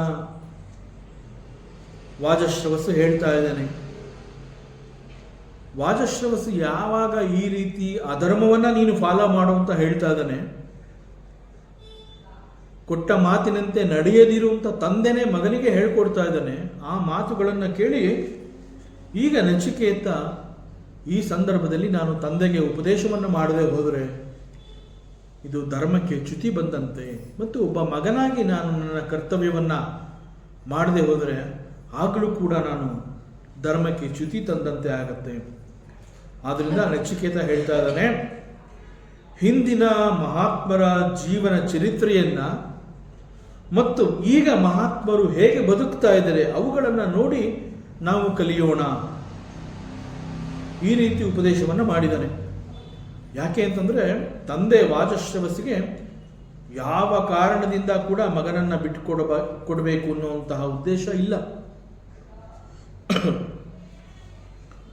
ನಾವು ಹೇಗೆ ಬದುಕಬೇಕು ಅಂತಂದರೆ ಸತ್ಯಕ್ಕೆ ವಿರುದ್ಧವಾಗಿ, ಧರ್ಮಕ್ಕೆ ವಿರುದ್ಧವಾಗಿ ಜೀವನದಲ್ಲಿ ರಾಜಿ ಮಾಡ್ಕೋಬಾರ್ದು, ಕಾಂಪ್ರಮೈಸ್ ಮಾಡ್ಕೋಬಾರ್ದು. ಧರ್ಮ ಅನ್ನುವಂತಹದ್ದನ್ನು ಎತ್ತಿ ಹಿಡಿಬೇಕು ಅಂತಂದಾಗ ಆ ಸಂದರ್ಭದಲ್ಲಿ ಬರುವಂತಹ ಎಷ್ಟೇ ಕಠಿಣ ಶ್ರಮದ ಹಾದಿ ಅದಾಗಿದ್ರೂ ಕೂಡ ಆ ದಾರಿಯಲ್ಲಿ ನಾವು ಮುಂದುವರಿಬೇಕು. ಸೊ ಇಲ್ಲಿ ಗಮನಿಸಬೇಕಾಗಿರುವಂತಹ ಅಂಶ ಯಾವುದು? ಆ ಹುಡುಗ ಹೇಳ್ತಾ ಇದ್ದಾನೆ, ಸಸ್ಯಗಳು ಹೇಗೆ ಹುಟ್ಟಿ ಬರುತ್ತೆ ಹಾಗೆ ಮನುಷ್ಯ ಹುಟ್ಟು ಸಾವು ಅದು ಕೂಡ ಮನುಷ್ಯ ಹುಟ್ಟುತ್ತಾನೆ, ಹುಟ್ಟಿದ ನಂತರ ಮರಣವಾಗ್ತಾನೆ, ಅವನು ಸತ್ತಿದ್ದಾನೆ ಅಂತಂದರೆ ಮತ್ತೆ ಹುಟ್ಟುತ್ತಾನೆ. ಸೊ ಆ ರೀತಿ ನಮ್ಮ ಬದುಕು ಆಗಬಾರ್ದು. ಕೇವಲ ಹುಟ್ಟು ಸಾವು ಅಷ್ಟು ಮಾತ್ರ ಅಲ್ಲ ನಮ್ಮ ಉದ್ದೇಶ. ಸೊ ನಚಿಕೇತ ವಾಜಶ್ರವಸ್ಸಿನ ಮಾತನ್ನು ಕೇಳ್ತಾ ಇಲ್ಲ, ತಂದೆಯ ಮಾತುಗಳನ್ನ ಕೇಳ್ತಾ ಇಲ್ಲ ಅಂದ ಮಾತ್ರಕ್ಕೆ ತಂದೆಯ ಮಾತಿಗೆ ಅವನು ಗೌರವವನ್ನು ಕೊಡ್ತಾ ಇಲ್ಲ ಅಂತ ಅಲ್ಲ. ತಂದೆಯ ಮಾತುಗಳನ್ನು ಗೌರವಿಸದೇ ಇದ್ರೂ ಕೂಡ ಅವನ ಧರ್ಮನಿಷ್ಠೆಯನ್ನು ಈ ಸಂದರ್ಭದಲ್ಲಿ ನಾನು ಹೋಗಲೇಬೇಕು ಅಂತ ಹೇಳಿರುವಂತಹದ್ದು ನಚಿಕೇತುವಿನ ನಿಷ್ಠೆಯನ್ನು ನಾವು ಮೆಚ್ಚಬೇಕಾಗುತ್ತೆ ಈ ಸಂದರ್ಭದಲ್ಲಿ. ಮತ್ತು ಹೆಚ್ಚು ಪ್ರೀತಿ ಮಾಡ್ತಾ ಇರುವಂತಹ ತಂದೆಯನ್ನು ಬಿಟ್ಟು ಹೋಗಬೇಕು ಅನ್ನುವಂತಹದ್ದು ಬಹಳ ಕಠಿಣ. ಚಿಕ್ಕ ಹುಡುಗ ಅವನು, ಅದು ಕಠಿಣವೇ ಆದರೂ ಕೂಡ Nachiketa he is following the path of ಧರ್ಮ, ಧರ್ಮದ ದಾರಿಯಲ್ಲಿ ಹೆಜ್ಜೆಯನ್ನು ಇಡ್ತಾ ಇದ್ದಾನೆ. ಇಡೀ ವಿಶ್ವ ನಚಿಕೇತುವಿನ ಈ ಒಂದು ಕಠಿಣ ನಿರ್ಧಾರವನ್ನು ಕೊಂಡಾಡುತ್ತೆ. ಅನೇಕ ಸಮಯ ಸಂದರ್ಭಗಳು ನಮ್ಮ ಜೀವನದಲ್ಲೂ ಕೂಡ ಎದುರಾಗುತ್ತೆ. ಅಂತಹ ಸಮಯದಲ್ಲಿ we have to learn to say no ಅಂತಂದರೆ ಕೆಲವು ಸಂದರ್ಭಗಳಲ್ಲಿ ನಾವು ಇಲ್ಲ ಅನ್ನುವಂತಹ ಮಾತುಗಳನ್ನು ನಾವು ಆಡಬೇಕಾಗತ್ತೆ. ಆ ಇಲ್ಲ ಅಂತ ಹೇಳುವಂತಹ ಸಂದರ್ಭ ಬಂದಾಗ ಅದು ಧರ್ಮದ ಪರವಾಗಿರಬೇಕು, ಸತ್ಯದ ಪರವಾಗಿರಬೇಕು. ಏನೋ ಒಂದು ಸಂಕೋಚ ದಾಕ್ಷಿಣ್ಯಕ್ಕೆ ಒಳಗಾಗಿ ಇಷ್ಟ ಇಲ್ಲದೆ ಹೋದರೂ ಕೂಡ ಇವರು ದೊಡ್ಡವರು ಹೇಳ್ತಾ ಇದ್ದಾರೆ, ಅವರ ಮಾತನ್ನ ನಾನು ಕೇಳದೆ ಹೋದರೆ ಅವರು ಬೇಜಾರಾಗತ್ತೆ ಅಂತ ಧರ್ಮಕ್ಕೆ ವಿರುದ್ಧವಾಗಿ ಒಪ್ಕೊಳ್ಳುವಂತಹ ಅವಶ್ಯಕತೆ ಇಲ್ಲ. ಅಂತಹ ಸಂದರ್ಭದಲ್ಲಿ we have to learn to say no. ಸಾಧ್ಯವಿಲ್ಲ ಅನ್ನುವಂತಹ ನಿರ್ಧಾರವನ್ನು ನಾವು ಕೂಡ ತಗೋಬೇಕು ಅನ್ನುವಂತಹ ಒಂದು ಸೂಕ್ಷ್ಮವನ್ನು ಈ ಸಂದರ್ಭದಲ್ಲಿ ಉಪನಿಷತ್ತು ತಿಳಿಸ್ತಾ ಇರುವಂತಹದ್ದನ್ನು ನಾವು ಗಮನಿಸಬೇಕಾಗುತ್ತೆ. ಮತ್ತು ಯಾವ್ಯಾವ ಸಂದರ್ಭದಲ್ಲಿ ನಾವು ನೋ ಅನ್ನೋಂತಹದ್ದನ್ನು ಹೇಳಬೇಕಾಗತ್ತೆ. ನಮಗಿಂತ ಹಿರಿಯರೇ ಆಗಿರಲಿ ಅವರು, ಒಂದು ವೇಳೆ ನಮ್ಮನ್ನು ಅಧರ್ಮದಲ್ಲಿ ನಡೆಯುವಂತೆ ಅವರು ಹೇಳಿದಾಗ, ಅಂತಹ ಪ್ರಚೋದನೆಯನ್ನು ಅವರು ನಮ್ಮಲ್ಲಿ ಉಂಟು ಮಾಡಿದಾಗ ನಾವು ಸಾಧ್ಯವಿಲ್ಲ ಅನ್ನುವಂತಹ ಮಾತನ್ನು ಹೇಳಬೇಕಾಗುತ್ತೆ. ಅದರಿಂದ ಉತ್ತಮವಾದ ಮೌಲ್ಯಗಳಿಗೆ ರಾಜಿ ಮಾಡಿಕೊಳ್ಳುವಂತೆ ಪ್ರಚೋದಿಸಿದಾಗ ಕೂಡ ನಾವು ಸಾಧ್ಯವಿಲ್ಲ ಅನ್ನುವಂತಹದ್ದನ್ನು ಹೇಳಬೇಕಾಗುತ್ತೆ. ಹೇಳೋದಕ್ಕೆ ಬಹಳ ಕಷ್ಟ, ಕಠಿಣ, ಆದರೂ ಕೂಡ ನಾವು ಧರ್ಮವನ್ನು ಬಿಡಬಾರದು. ಸೊ ಅದು ಈ ಸಂದರ್ಭದಲ್ಲಿ ಉಪನಿಷತ್ ಕೊಡ್ತಾ ಇರುವಂತಹ ಒಂದು ಸೂಕ್ಷ್ಮವಾದ ಸಂದೇಶ. ಸೊ ಇಲ್ಲಿ ನಚಿಕೇತ ಮಾಡ್ತಾ ಇರುವಂತಹದ್ದು ಕೂಡ ಇದೇ ಒಂದು ನಿರ್ಧಾರವನ್ನು. ಮಾತೃದೇವೋ ನಮಃ, ಪಿತೃದೇವೋ ನಮಃ, ಆಚಾರ್ಯ ದೇವೋ ನಮಃ ಅಂತ ನಮ್ಮ ಶಾಸ್ತ್ರ ಏನು ಹೇಳುತ್ತೆ, it is 100% okay, there is no doubt about it. ಆದರೆ ತಾಯಿಯನ್ನ ದೇವರು, ತಂದೆಯನ್ನ ದೇವರು, ಒಬ್ಬ ಆಚಾರ್ಯರನ್ನು ನಾವು ದೇವರ ಸ್ಥಾನದಲ್ಲಿಟ್ಟು ನೋಡ್ತಾ ಇದ್ದಾಗ, ಒಂದು ವೇಳೆ ಅಂತಹವರೇ ನಮಗೆ ಅಧರ್ಮದ ಹಾದಿಯಲ್ಲಿ ನಡಿ ಅಂತ ಹೇಳಿದಾಗ we have to take a firm stand. ಸಾಧ್ಯವಿಲ್ಲ ಅನ್ನುವಂತಹ ಮಾತನ್ನು ಹೇಗೆ ಆ ಚಿಕ್ಕ ಬಾಲಕ ನಚಿಕೇತ ತಗೊಂಡ, ಅಂತಹ ಕಠಿಣ ನಿರ್ಧಾರವನ್ನು ನಾವು ಕೂಡ ತಗೋಬೇಕು ಅನ್ನುವಂತಹದ್ದು ಈ ಉಪನಿಷತ್ನಲ್ಲಿ, ಈ ಸಂದರ್ಭದಲ್ಲಿ ಇದು ಇಡೀ ಮಾನವ ಕುಲಕ್ಕೆ ಕೊಡ್ತಾ ಇರುವಂತಹ ಒಂದು ಸೂಕ್ಷ್ಮವಾದ ಸಂದೇಶ. ಇಲ್ಲಿ ಅದೇ ರೀತಿ ನಚಿಕೇತ ತನ್ನ ತಂದೆಗೆ ಸಾಧ್ಯವಿಲ್ಲ, ನಾನು ನಿನ್ನ ಮಾತನ್ನ ಕೇಳೋದಿಲ್ಲ, ನಿನಗೆ ನನ್ನ ಮೇಲೆ ಪ್ರೀತಿ ಇರಬಹುದು, ವ್ಯಾಮೋಹ ಇರಬಹುದು, ನನ್ನ ಹೆಸರಿಗೆ, ನನ್ನ ಪಾಲಿಗೆ ಬೆಲೆ ಬಾಳುವಂತಹ ಅನೇಕ ಐಶ್ವರ್ಯಗಳನ್ನು ನೀನು ನನಗೆ ಕೊಟ್ಟಿರಬಹುದು. ಆದರೆ ವಿಶ್ವಜಿತ್ ಯಾಗದ ನಿಯಮ ಏನು ಹೇಳುತ್ತೆ, ನಿನಗೆ ಸೇರಿರುವಂತಹ ಎಲ್ಲ ಸಂಪತ್ತನ್ನು ನೀನು ದಾನ ಮಾಡಬೇಕು. ಸೊ ನಿನ್ನ ಮಗ ನಾನಾಗಿದ್ದೀನಿ, ನಿನಗೆ ನಾನು ಪುತ್ರ. ಶಾಸ್ತ್ರ ಏನು ಹೇಳುತ್ತೆ, ಪುತ್ರ ಅಂತ ಹೇಳಿದಾಗ ದಟ್ ಪುತ್ರ ಈಸ್ ಆಲ್ಸೋ ಎ ಸಂಪತ್ತು, ಪುತ್ರ ಸಂಪತ್ತು. ಸೊ ನನ್ನ ಪಾಲಿಗೆ ಬಂದಿರುವಂತಹ ಸಂಪತ್ತು ಹಾಗೂ ನನ್ನನ್ನು ಸೇರಿಸಿ ನೀನು ಈಗ ದಾನ ಮಾಡಿದ್ಯಾ, ಆದ್ದರಿಂದ ನಾನೀಗ ಹೋಗಲೇಬೇಕು ಇದು ಕೇವಲ ಈ ಉಪನಿಷತ್ನಲ್ಲಿ ನಚಿಕೇತ ಮಾತ್ರ ಈ ರೀತಿಯ ನಿರ್ಧಾರವನ್ನು ತಗೊಂಡಿಲ್ಲ. ನಾವು ನಮ್ಮ ಪುರಾಣವನ್ನು, ನಮ್ಮ ಹಿಂದಿನ ಅನೇಕ ಸತ್ಯವಂತರನ್ನು ನಾವು ಈ ಸಾಲಿನಲ್ಲಿ ನೋಡಬಹುದು. ಕೈಕೇಯಿಯ ಕಾರಣದಿಂದ ಶ್ರೀರಾಮ ಅರಣ್ಯವಾಸಕ್ಕೆ ಹೊರಟು ನಿಂತಾಗ ದಶರಥ ಕೂಡ ಶ್ರೀರಾಮನನ್ನ ನೀನು ಹೋಗಬೇಡ ಅಂತ ಕೇಳ್ಕೊತಾನೆ. ದಶರಥ ಅಷ್ಟು ಕೇಳ್ಕೊಂಡ್ರು ಕೂಡ ಶ್ರೀರಾಮನ ಫರ್ಮ್ ನಿರ್ಧಾರ ಏನು ಅಂತಂದರೆ, ಅಪ್ಪ ನೀನು ಮಾತು ಕೊಟ್ಟಾಗಿದೆ, ನೀನು ಕೊಟ್ಟ ಮಾತಿನಂತೆ ನಾನು ನಡಿಬೇಕು, ಅದರಿಂದ ನಾನು ಹೊರಡ್ತಾ ಇದ್ದೀನಿ ಅಂತ ಹೇಳಿ ಶ್ರೀರಾಮ ಹೊರಡ್ತಾನೆ. ಅದೇ ರೀತಿ ಭರತ ಕೂಡ ತಾಯಿಯ ಮಾತನ್ನು ತಿರಸ್ಕರಿಸ್ತಾನೆ. ಗುರು ವಸಿಷ್ಠರ ಮಾತನ್ನು ಕೂಡ ಕೇಳಲ್ಲ. ಗುರು ವಸಿಷ್ಠರು ನಿನಗೆ ಪಟ್ಟಾಭಿಷೇಕ ಅಂತ ಹೇಳಿದಾಗ ವಸಿಷ್ಠರ ಮಾತನ್ನು ಅವನು ಮೀರ್ತಾನೆ. ಸಿಂಹಾಸನವನ್ನು ಒಪ್ಪಿಕೊಳ್ಳದೆ ಅಣ್ಣ ಶ್ರೀರಾಮ ಕಾಡಿನಿಂದ ಹಿಂತಿರುಗುವವರೆಗೆ ನಾನು ಕೂಡ ಈ ಊರನ್ನು ಪ್ರವೇಶ ಮಾಡೋದಿಲ್ಲ ಅಂತ ಹೇಳಿ ನಂದಿ ಗ್ರಾಮದಲ್ಲೇ ಉಳ್ಕೋತಾನ ಅವನು. ಸೊ ಇವರೆಲ್ಲರೂ ಕೂಡ ಹಿರಿಯರ ಮಾತನ್ನ ಧಿಕ್ಕರಿಸಿ ನಿಂತರೂ ಕೂಡ all of them are glorified.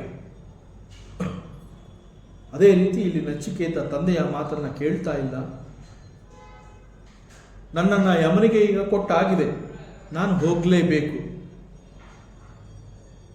So ಈ ರೀತಿ ಅನೇಕ ಉಪದೇಶವನ್ನು, ವ್ಯಾಲಿಡ್ ರೀಸನ್ಸ್ಗಳನ್ನ ತಂದೆಗೆ ಕೊಟ್ಟು ಅವನು ಹೊರಟು ನಿಲ್ತಾನೆ ಮತ್ತು ತಂದೆಗೆ ಹೇಳ್ತಾನೆ, ಹೇ ಅಪ್ಪ, ಈ ಬದುಕು ಅಥವಾ ಜೀವನ ಅಂತ ಹೇಳಿ ನಾವೇನು ಇಲ್ಲಿ ಹುಟ್ಟಿ ಬರ್ತೀವಿ ಮನುಷ್ಯ ಅಂತ, ಈ ಒಂದು ಮನುಷ್ಯ ಜನ್ಮ ಶಾಶ್ವತ ಅಲ್ಲ. It is A temporary. This life is temporary. It is impermanent. ಇದು ಶಾಶ್ವತವಲ್ಲ. ಬದುಕು ಅನ್ನುವಂತಹದ್ದು ನೀರಿನ ಮೇಲಿನ ಗುಳ್ಳೆಯಂತೆ, ಯಾವ ಕ್ಷಣದಲ್ಲಿ ಬೇಕಾದರೂ ಅದು ಒಡೆದು ಹೋಗಬಹುದು. ಅದೇ ರೀತಿ ಸಸ್ಯ ಅಂತ ಹೇಳಿದಾಗ ಆ ಗಿಡಗಳು ಹುಟ್ಟತ್ವೆ, ಬೆಳೆಯತ್ವೆ, ಜೀರ್ಣವಾಗಿ ನಾಶವಾಗಿ ಹೋಗುತ್ತೆ, ಹಾಗೂ ಮತ್ತೆ ಅವುಗಳು ಹುಟ್ಟಿ ಬರುತ್ತವೆ. ಸಸ್ಯಮಿವ ಮರ್ತ್ಯ ಪಚ್ಯತೆ, ಸಸ್ಯಮಿವ ಆಜಾಯತೆ ಪುನಃ. ಆದ್ದರಿಂದ ಡೆತ್ ಈಸ್ ಸರ್ಟನ್. ಮರಣ ಅನ್ನುವಂತಹದ್ದು ಶಾಶ್ವತ. ಮರಣ ಅನ್ನುವಂಥದ್ದು ಯಾವ ಸಮಯದಲ್ಲಿ ಬೇಕಾದ್ರೂ ಸಂಭವಿಸುತ್ತೆ. ಅದೇ ರೀತಿ ಲೈಫ್ ಈಸ್ ಅನ್ಸರ್ಟನ್. ಈ ಜೀವನ ಯಾವಾಗ ಮುಗಿದು ಹೋಗುತ್ತೆ ಅನ್ನುವಂಥದ್ದನ್ನು ಕೂಡ ಹೇಳಕ್ಕೆ ಆಗೋದಿಲ್ಲ. ಇಷ್ಟು ಕ್ಷಣಿಕವಾದ ಬದುಕು, ಯಾವ ಕ್ಷಣದಲ್ಲಿ ಬೇಕಾದ್ರೂ ನನಗೆ ಮರಣ ಅನ್ನುವಂತಹದ್ದು ಬರಬಹುದು. ಇನ್ನು ಎಷ್ಟು ದಿವಸ ಇಲ್ಲಿರ್ತೀನಿ ಅನ್ನುವಂತಹದ್ದೇ ಗೊತ್ತಿಲ್ಲ. ಸೊ ಈ ಒಂದು ಕಾರಣದಿಂದ ಇಷ್ಟೊಂದು ಇಂಪರ್ಮನೆಂಟ್ ಲೈಫ್ ನಮ್ಮದಾಗಿರೋದ್ರಿಂದ, ಈ ಕಾರಣದಿಂದ ಜೀವನದ ಬಹಳ ದೊಡ್ಡ ಮೌಲ್ಯಗಳಿಗೆ ನಾವು ರಾಜಿ ಮಾಡಿಕೊಳ್ಳುವಂತಹದ್ದಿಲ್ಲ. ಯಾಕೆ ಅಂತಂದರೆ, ಯಾವುದೇ ಒಂದು ಪಾಪಕರ್ಮ ಅಂತ ಹೇಳಿದಾಗ ಅದು ದುಃಖದಲ್ಲಿ ಕೊನೆಗೊಳ್ಳುತ್ತೆ. ಒಂದು ಪಾಪಕರ್ಮವನ್ನು ಮಾಡಿದಾಗ ಆ ಕ್ಷಣದಲ್ಲಿ ಅದರ ಫಲ ನಮಗೆ ಕಾಣೋದಿಲ್ಲ, ಆದರೆ ಅಂತಿಮವಾಗಿ ಅದು ದುಃಖವಾಗಿ ಪರಿಣಾಮವನ್ನು ಹೊಂದುತ್ತೆ. ಸೊ ಈ ಎಲ್ಲ ವಿಷಯಗಳನ್ನು ತಂದೆ ವಾಜಶ್ರವಸ್ಸಿಗೆ ಬಾಲಕ ನಚಿಕೇತ ಹೇಳ್ತಾ ಇದ್ದಾನೆ. ಹೇ ತಂದೆ, ಮರಣಕ್ಕೆ ಯಾಕೆ ಹೆದರಬೇಕು? ಮರಣಕ್ಕೆ ಯಾಕೆ ಅಂಜಬೇಕು? ಮರಣಕ್ಕಾಗಿ ಅಂಜುವಂತಹ ಅವಶ್ಯಕತೆ ಇಲ್ಲ. ಯಾಕೆ ಅಂತಂದರೆ, ಮನುಷ್ಯ ಸಾವಿನ ನಂತರ ಮತ್ತೆ ಅವನು ಹುಟ್ಟಿ ಬರ್ತಾನೆ. ಸಾವು ಅನ್ನುವಂತಹದ್ದು ಆಗಿದೆ ಅಂತಂದರೆ ಮರಣ ಅನ್ನುವಂತಹದ್ದು ಕಟ್ಟಿಟ್ಟೆ ಬುದ್ಧಿ, ಜನ್ಮ ಅನ್ನುವಂತಹದ್ದು ಕಟ್ಟಿಟ್ಟೆ ಬುದ್ಧಿ. ಅವನು ಹುಟ್ಟಿದಾನೆ ಅಂತಂದರೆ ಮತ್ತೆ ಮರಣ ಇಸ್ ಎಗೇನ್ ಗ್ಯಾರಂಟಿ. ಇದು ಸಿದ್ಧಾಂತ, ಶತಸಿದ್ಧ ಸತ್ಯ. ಈ ರೀತಿ ಇರೋದರಿಂದ ಈ ಒಂದು ಮರಣಕ್ಕಾಗಿ, ಈ ಒಂದು ಕ್ಷಣಿಕ ಬದುಕಿಗಾಗಿ ಹೆದರಬೇಕಾಗಿಲ್ಲ. ನಾನು ಸಾಯ್ತೀನಿ ಅಂತಂದ ಮೇಲೆ ಮತ್ತೆ ಹುಟ್ಟುವಂತಹದ್ದು ಕೂಡ ಅಷ್ಟೇ ಸತ್ಯ. ಪರಮಾತ್ಮ ಶ್ರೀಕೃಷ್ಣ ಗೀತೆಯಲ್ಲಿ ಒಂದು ಕಡೆ ಹೇಳ್ತಾನೆ, ಜಾತಸ್ಯ ಹಿ ಧ್ರುವ ಮೃತ್ಯು ಧ್ರುವಂ ಜನ್ಮ ಮೃತಸ್ಯ ಚ ತಸ್ಮಾತ್ ಅಪರಿಹಾರ್ಯೇರ್ತೆ ನತ್ವಂ ಶೋಚಿತು ಮರ್ಹಸಿ. ಹುಟ್ಟಿದವನಿಗೆ ಮರಣ ಅನ್ನುವಂತಹದ್ದು ಗ್ಯಾರಂಟಿ. ಅವನು ಮರಣವನ್ನು ಹೊಂದಿದ್ದಾನೆ ಅಂತಂದ ಮೇಲೆ ಅವನಿಗೆ ಮತ್ತೆ ಹುಟ್ಟು ಅನ್ನುವಂತಹದ್ದು ಗ್ಯಾರಂಟಿ. ಆದ್ದರಿಂದ ಅನಿವಾರ್ಯವಾದಂತಹ ಈ ಹುಟ್ಟು ಸಾವುಗಳಿಗೆ ನೀನು ಶೋಕಿಸಬೇಡ ಅಂತ ಪರಮಾತ್ಮ ಶ್ರೀಕೃಷ್ಣ ಗೀತೆಯಲ್ಲಿ ಹೇಳಿದ್ದಾನೆ. ಅದೇ ರೀತಿಯಲ್ಲಿ ಇಲ್ಲಿ ತಂದೆ ವಾಜಶ್ರವಸಿಗೆ ನಚಿಕೇತ ಕೂಡ ಇದೇ ಮಾತನ್ನ ಹೇಳ್ತಾ ಇದ್ದಾನೆ. ಹೇ ತಂದೆ, ಮರಣಕ್ಕಾಗಿ ಯಾಕೆ ನೀನು ಹೆದರ್ತಾ ಇದೀಯಾ? ಸಾವಿಗೆ ಹೆದರಬೇಡ. ಹುಟ್ಟು ಮತ್ತು ಸಾವು ಅನ್ನುವಂತಹದ್ದು ಅನಿವಾರ್ಯ. It is A choiceless situation. ಅಲ್ಲಿ ಆಯ್ಕೆ ಮಾಡ್ಕೊಳ್ಳೋದಕ್ಕೆ ಆಗದೇ ಇಲ್ಲ. ನಾನು ಹುಟ್ಟಿದ್ದೀನಿ, ನಾನು ಇಲ್ಲೇ ಇರ್ತೀನಿ ಅಂತ ಹೇಳಿ ಮರಣ ನನಗೆ ಬೇಡ ಅಂತ ಹೇಳಿ ಅದನ್ನು ಆಯ್ಕೆ ಮಾಡ್ಕೊಳ್ಳೋದಕ್ಕೆ ಸಾಧ್ಯವೇ ಇಲ್ಲ. ಆದ್ದರಿಂದ ಇದಕ್ಕಾಗಿ ದುಃಖಿಸಬೇಡ ಹೇ ತಂದೆ. ಈ ವಿಚಾರದಲ್ಲಿ ನಾನು ನಿನಗೆ ಒಂದು ಸಜೆಷನ್ ಕೊಡ್ತಾ ಇದ್ದೀನಿ. ಸಸ್ಯಗಳು ಅಂತ ಕರೆಯುವ ಅವುಗಳು ಹುಟ್ಟುತ್ತಾ ಇರುತ್ತವೆ, ಬೆಳೆಯತ್ವೆ, ಜೀರ್ಣವಾಗತ್ವೆ, ಕೊನೆಗೆ ಒಂದು ದಿನ ಅವು ನಾಶವಾಗಿ ಹೋಗುತ್ತೆ. ಎಕ್ಸಾಕ್ಟ್ಲಿ ಲೈಕ್ ದಟ್ ನಮ್ಮ ಬದುಕು ಕೂಡ ಆ ರೀತಿನಲ್ಲೇ ಆಗಬೇಕಾ? ನಾನು ಹುಟ್ಟಿ ಬಂದಿದ್ದೀನಿ ಅಂತಂದರೆ ನನ್ನ ಮುಂದಿನ ಉದ್ದೇಶ not to see the death. ಮನುಷ್ಯನಾಗಿ ಹುಟ್ಟುವಂತಹ ಒಂದು ಅವಕಾಶ ನನಗೆ ಸಿಕ್ಕಿದೆ ಅಂತಂದಾಗ ಮನುಷ್ಯನಾಗಿ ಹುಟ್ಟಿ ಮರಣವನ್ನು ನಾನು ಉದ್ದೇಶವಾಗಿ ಇಟ್ಕೋಬಾರ್ದು. ದೈವತ್ವವನ್ನು ಸಂಪಾದಿಸುವ ಮಟ್ಟಕ್ಕೆ ನಾನು ಬೆಳಿಬೇಕು. ನನಗೆ ಆ ಯೋಗ್ಯತೆ ಇದೆ ಅಂತಾನೆ ನನಗೆ ಈ ಮನುಷ್ಯ ಜನ್ಮ ಅನ್ನುವಂಥದ್ದು ಸಿಕ್ಕಿದೆ. ಮನುಷ್ಯನಾಗಿ ಹುಟ್ಟಿ ಮರಣವನ್ನು ಆಯ್ಕೆ ಮಾಡ್ಕೋಬಾರ್ದು. ಮನುಷ್ಯನಾಗಿ ಹುಟ್ಟಿ ಅಮರತ್ವವನ್ನು ಆಯ್ಕೆ ಮಾಡ್ಕೋಬೇಕು. ಆದ್ದರಿಂದ ಕ್ಷಣಿಕವಾದ ಈ ಒಂದು ಸಣ್ಣ ಬದುಕಿಗೆ ನೀನು ಹೆದರಬೇಡ. ನಮ್ಮ ಬದುಕು ಕೂಡ ಈ ಸಸ್ಯಗಳ ರೀತಿಯಲ್ಲಿ ಆಗಬೇಕಾ? It's a mechanical life. ಸಸ್ಯ ಅಂತ ಹೇಳಿದಾಗ ಒಂದು ಸಸ್ಯ ಹುಟ್ಟತ್ತೆ, ಬೆಳೆಯುತ್ತೆ, ಏನೋ ಒಂದು ಫಲ ಕೊಡುತ್ತೆ, ಬಾಡಿ ಹೋಗುತ್ತೆ. ಮೆಕ್ಯಾನಿಕಲ್ ಸಸ್ಯ. ಅದಕ್ಕೆ ಆಯ್ಕೆ ಮಾಡಿಕೊಳ್ಳುವಂತಹ ಅವಕಾಶವೇ ಇಲ್ಲ ಅದಕ್ಕೆ. ನಮ್ಮ ಬದುಕು ಕೂಡ ಆ ರೀತಿ ಆಗಬೇಕಾ ಅಪ್ಪ? ನಮ್ಮ ಬದುಕು ಆ ರೀತಿ ಆಗಬಾರ್ದು, ಸಸ್ಯದ ರೀತಿಯಲ್ಲಿ ಆಗಬಾರ್ದು. ಯಾಕೆಂದರೆ ಭಗವಂತ ನಮಗೆ ದೇಹ ಮನಸ್ಸು ಅನ್ನುವಂತಹ ಟೂಲ್ನ ಕೊಟ್ಟು ಅದರ ಜೊತೆಗೆ ಬುದ್ಧಿ ಅನ್ನುವಂತಹದನ್ನು ಕೂಡ ಕೊಟ್ಟಿದ್ದಾನೆ. ಆ ಬುದ್ಧಿಯನ್ನು ನಾವು ಉಪಯೋಗಿಸ್ಕೋಬೇಕು, ವಿವೇಕವನ್ನು ನಾವು ಹೊಂದಬೇಕು. ನಮಗೆ ಬುದ್ಧಿ ಅನ್ನುವಂತಹದ್ದು ಸಿಕ್ಕಿರದೆ ಫಾರ್ ಡಿಸ್ಕ್ರಿಮಿನೇಷನ್ ಪರ್ಪಸ್. ವಿವೇಕ, ಯಾವುದು ಸತ್ಯ ಯಾವುದು ಅಸತ್ಯ, ಸತ್ಯಾಸತ್ಯತೆಗಳ ಅದನ್ನು ತಿಳ್ಕೊಳ್ಳುವಂತಹದ್ದು, ದಟ್ ಈಸ್ ಕಾಲ್ಡ್ ವಿವೇಕ. ಸೊ ಬುದ್ಧಿ ನಮಗೆ ಭಗವಂತ ಕೊಟ್ಟಿರೋದೇ ಈ ಒಂದು ಉದ್ದೇಶ, ನಮಗೆ ವಿವೇಕವನ್ನು ನಾವು ಮಾಡಬೇಕು ಅಂತ. ಅದರಿಂದ ವ್ಯತ್ಯಾಸವನ್ನು ಗುರುತಿಸುವಂತಹ ಕಾರಣದಿಂದ ಭಗವಂತ ನಮ್ಮ ಪಾಲಿಗೆ ಬುದ್ಧಿ ಅನ್ನುವಂತಹದನ್ನು ಕೊಟ್ಟಿದ್ದಾನೆ. ಭಗವಂತ ಕೊಟ್ಟಿರುವಂತಹ ಈ ಬುದ್ಧಿಯನ್ನು ನಾವು ಉಪಯೋಗಿಸ್ಕೊಳ್ಳೋಣ.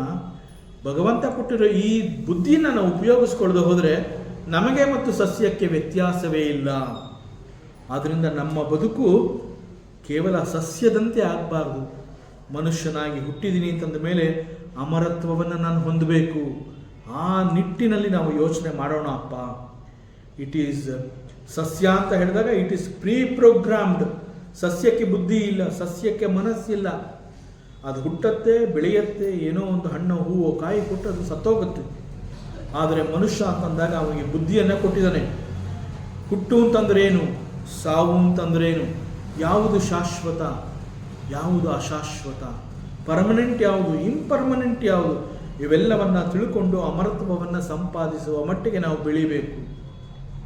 ಆದ್ದರಿಂದ ನಮ್ಮ ಜೀವನ ಸಸ್ಯದಂತೆ ಆಗಬಾರ್ದು ಅಪ್ಪ. Spiritually we have to grow. ನಮ್ಮ ಬೆಳವಣಿಗೆ ಎನ್ನುವಂತಹದ್ದು ಕೇವಲ ದೇಹದ ಬೆಳವಣಿಗೆ ಆಗಬಾರ್ದು, ಆಧ್ಯಾತ್ಮದ ಬೆಳವಣಿಗೆಯನ್ನು ನಾವು ಹೊಂದಬೇಕು. ದೇಹ ಎಷ್ಟೇ ಬೆಳೆದರೂ ಕೂಡ ಒಂದು ದಿವಸ ಅದು ಬಿದ್ದು ಹೋಗುತ್ತೆ. ಆದರೆ ಆಧ್ಯಾತ್ಮದಲ್ಲಿ ಬೆಳವಣಿಗೆಯನ್ನು ನಾವು ತಂದುಕೊಂಡ್ರೆ ಬಹಳ ದೊಡ್ಡ ಸಂಸ್ಕಾರವನ್ನು ನಾವು ಬೆಳೆಸ್ಕೊಂಡಂಗೆ ಆಗುತ್ತೆ. ಆದ್ದರಿಂದ we have to grow spiritually. ಆ ನಿಟ್ಟಿನಲ್ಲಿ ನಾವು ಬೆಳಿಬೇಕು. ಆದ್ದರಿಂದ ನಾವು ಯಾಕೆ ಜೀವನದ ಮೌಲ್ಯಗಳನ್ನು ಪಕ್ಕಕ್ಕೆ ಇಟ್ಟು ನಮ್ಮ ಬದುಕನ್ನು ಕೇವಲ ಇಷ್ಟು ಮಾತ್ರಕ್ಕೆ ಅಂತ ಸೀಮಿತಗೊಳಿಸ್ಕೋಬೇಕು? ಇದಕ್ಕಾಗಿ ರಾಜಿ ಮಾಡಿಕೊಳ್ಳುವಂತಹ ಅವಶ್ಯಕತೆ ಇಲ್ಲ. ಒಂದೇ ಒಂದು ಸಲ ನಾವು ಅಧರ್ಮವನ್ನ ಅನುಸರಿಸಿದ್ರೆ, ಒಂದು ಅಧರ್ಮದ ಕಾರಣದಿಂದ ಅನೇಕ ಜನ್ಮಗಳನ್ನು ನಾವು ಹೊಂದಬೇಕಾಗತ್ತೆ. ಒಂದು ಅಧರ್ಮದ ಕಾರಣದಿಂದ ಅನೇಕ ಜನ್ಮಗಳು, ಮತ್ತು ಪ್ರತಿ ಜನ್ಮದಲ್ಲಿಯೂ ಅನೇಕ ಪಾಪ ಪುಣ್ಯಗಳು.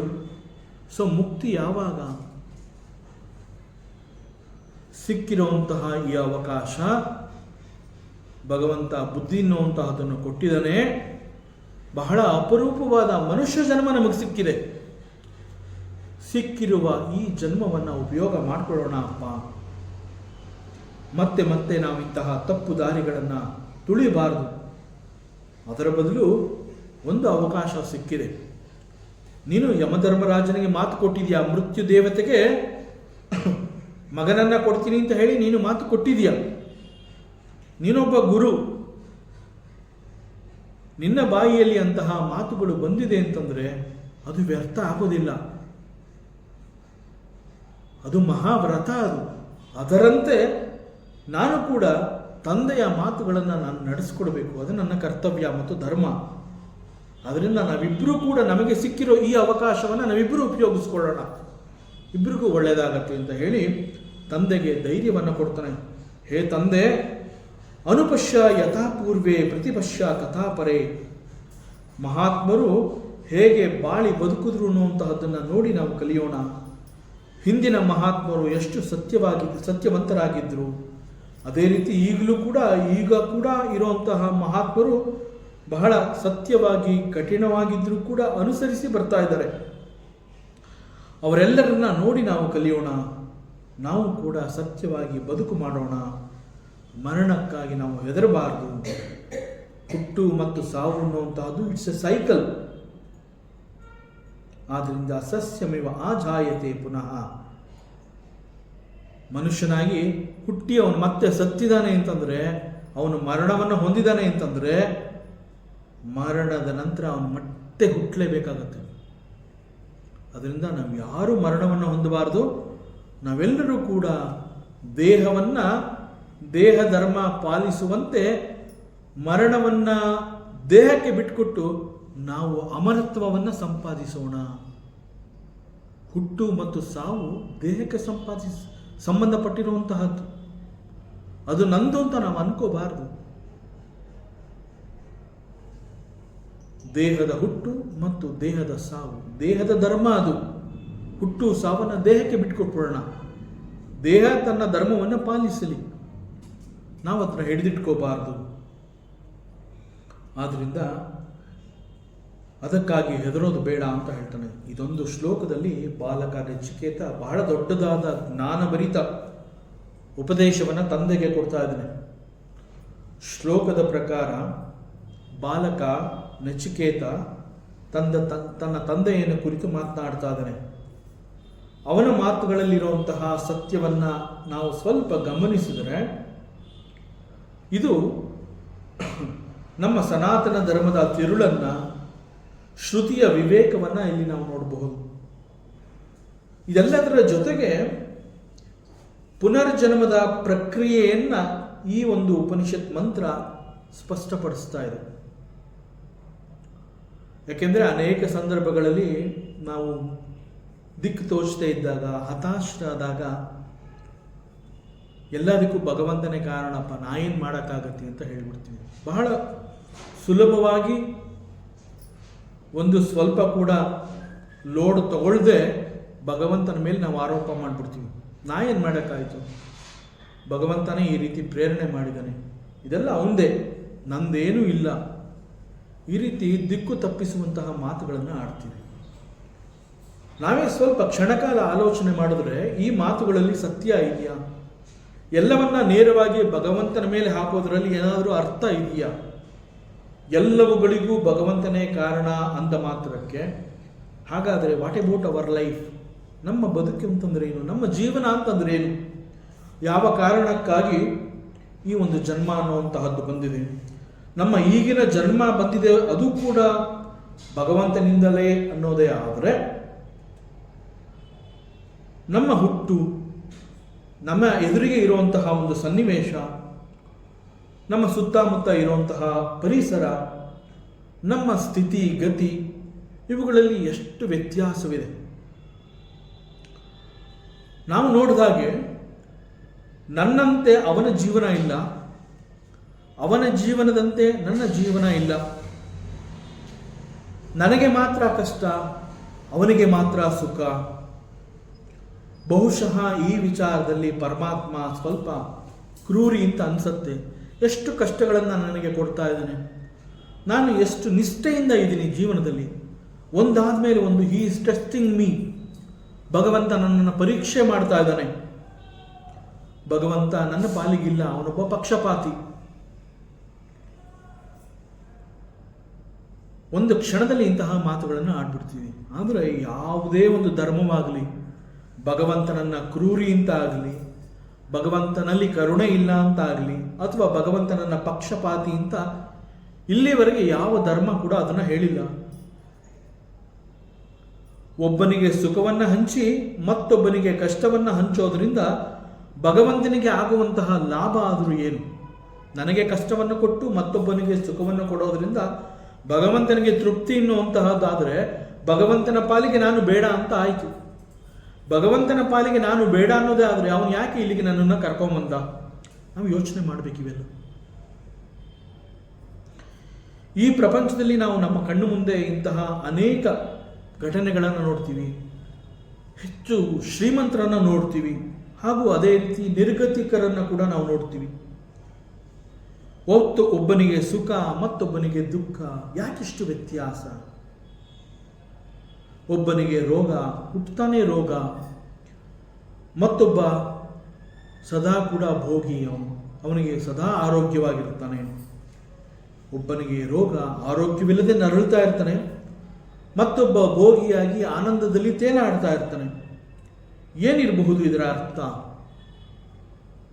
ನಮ್ಮ ಈಗಿನ ಜನ್ಮ ನಮಗೆ ನೇರವಾಗಿ ಭಗವಂತ ಕೊಟ್ಟಿದ್ದಾನೆ ಎನ್ನುವುದೇ ಆದರೆ ಇಂತಹ ತಾರತಮ್ಯವನ್ನು ಭಗವಂತ ಯಾಕೆ ಮಾಡಿದ್ದಾನೆ?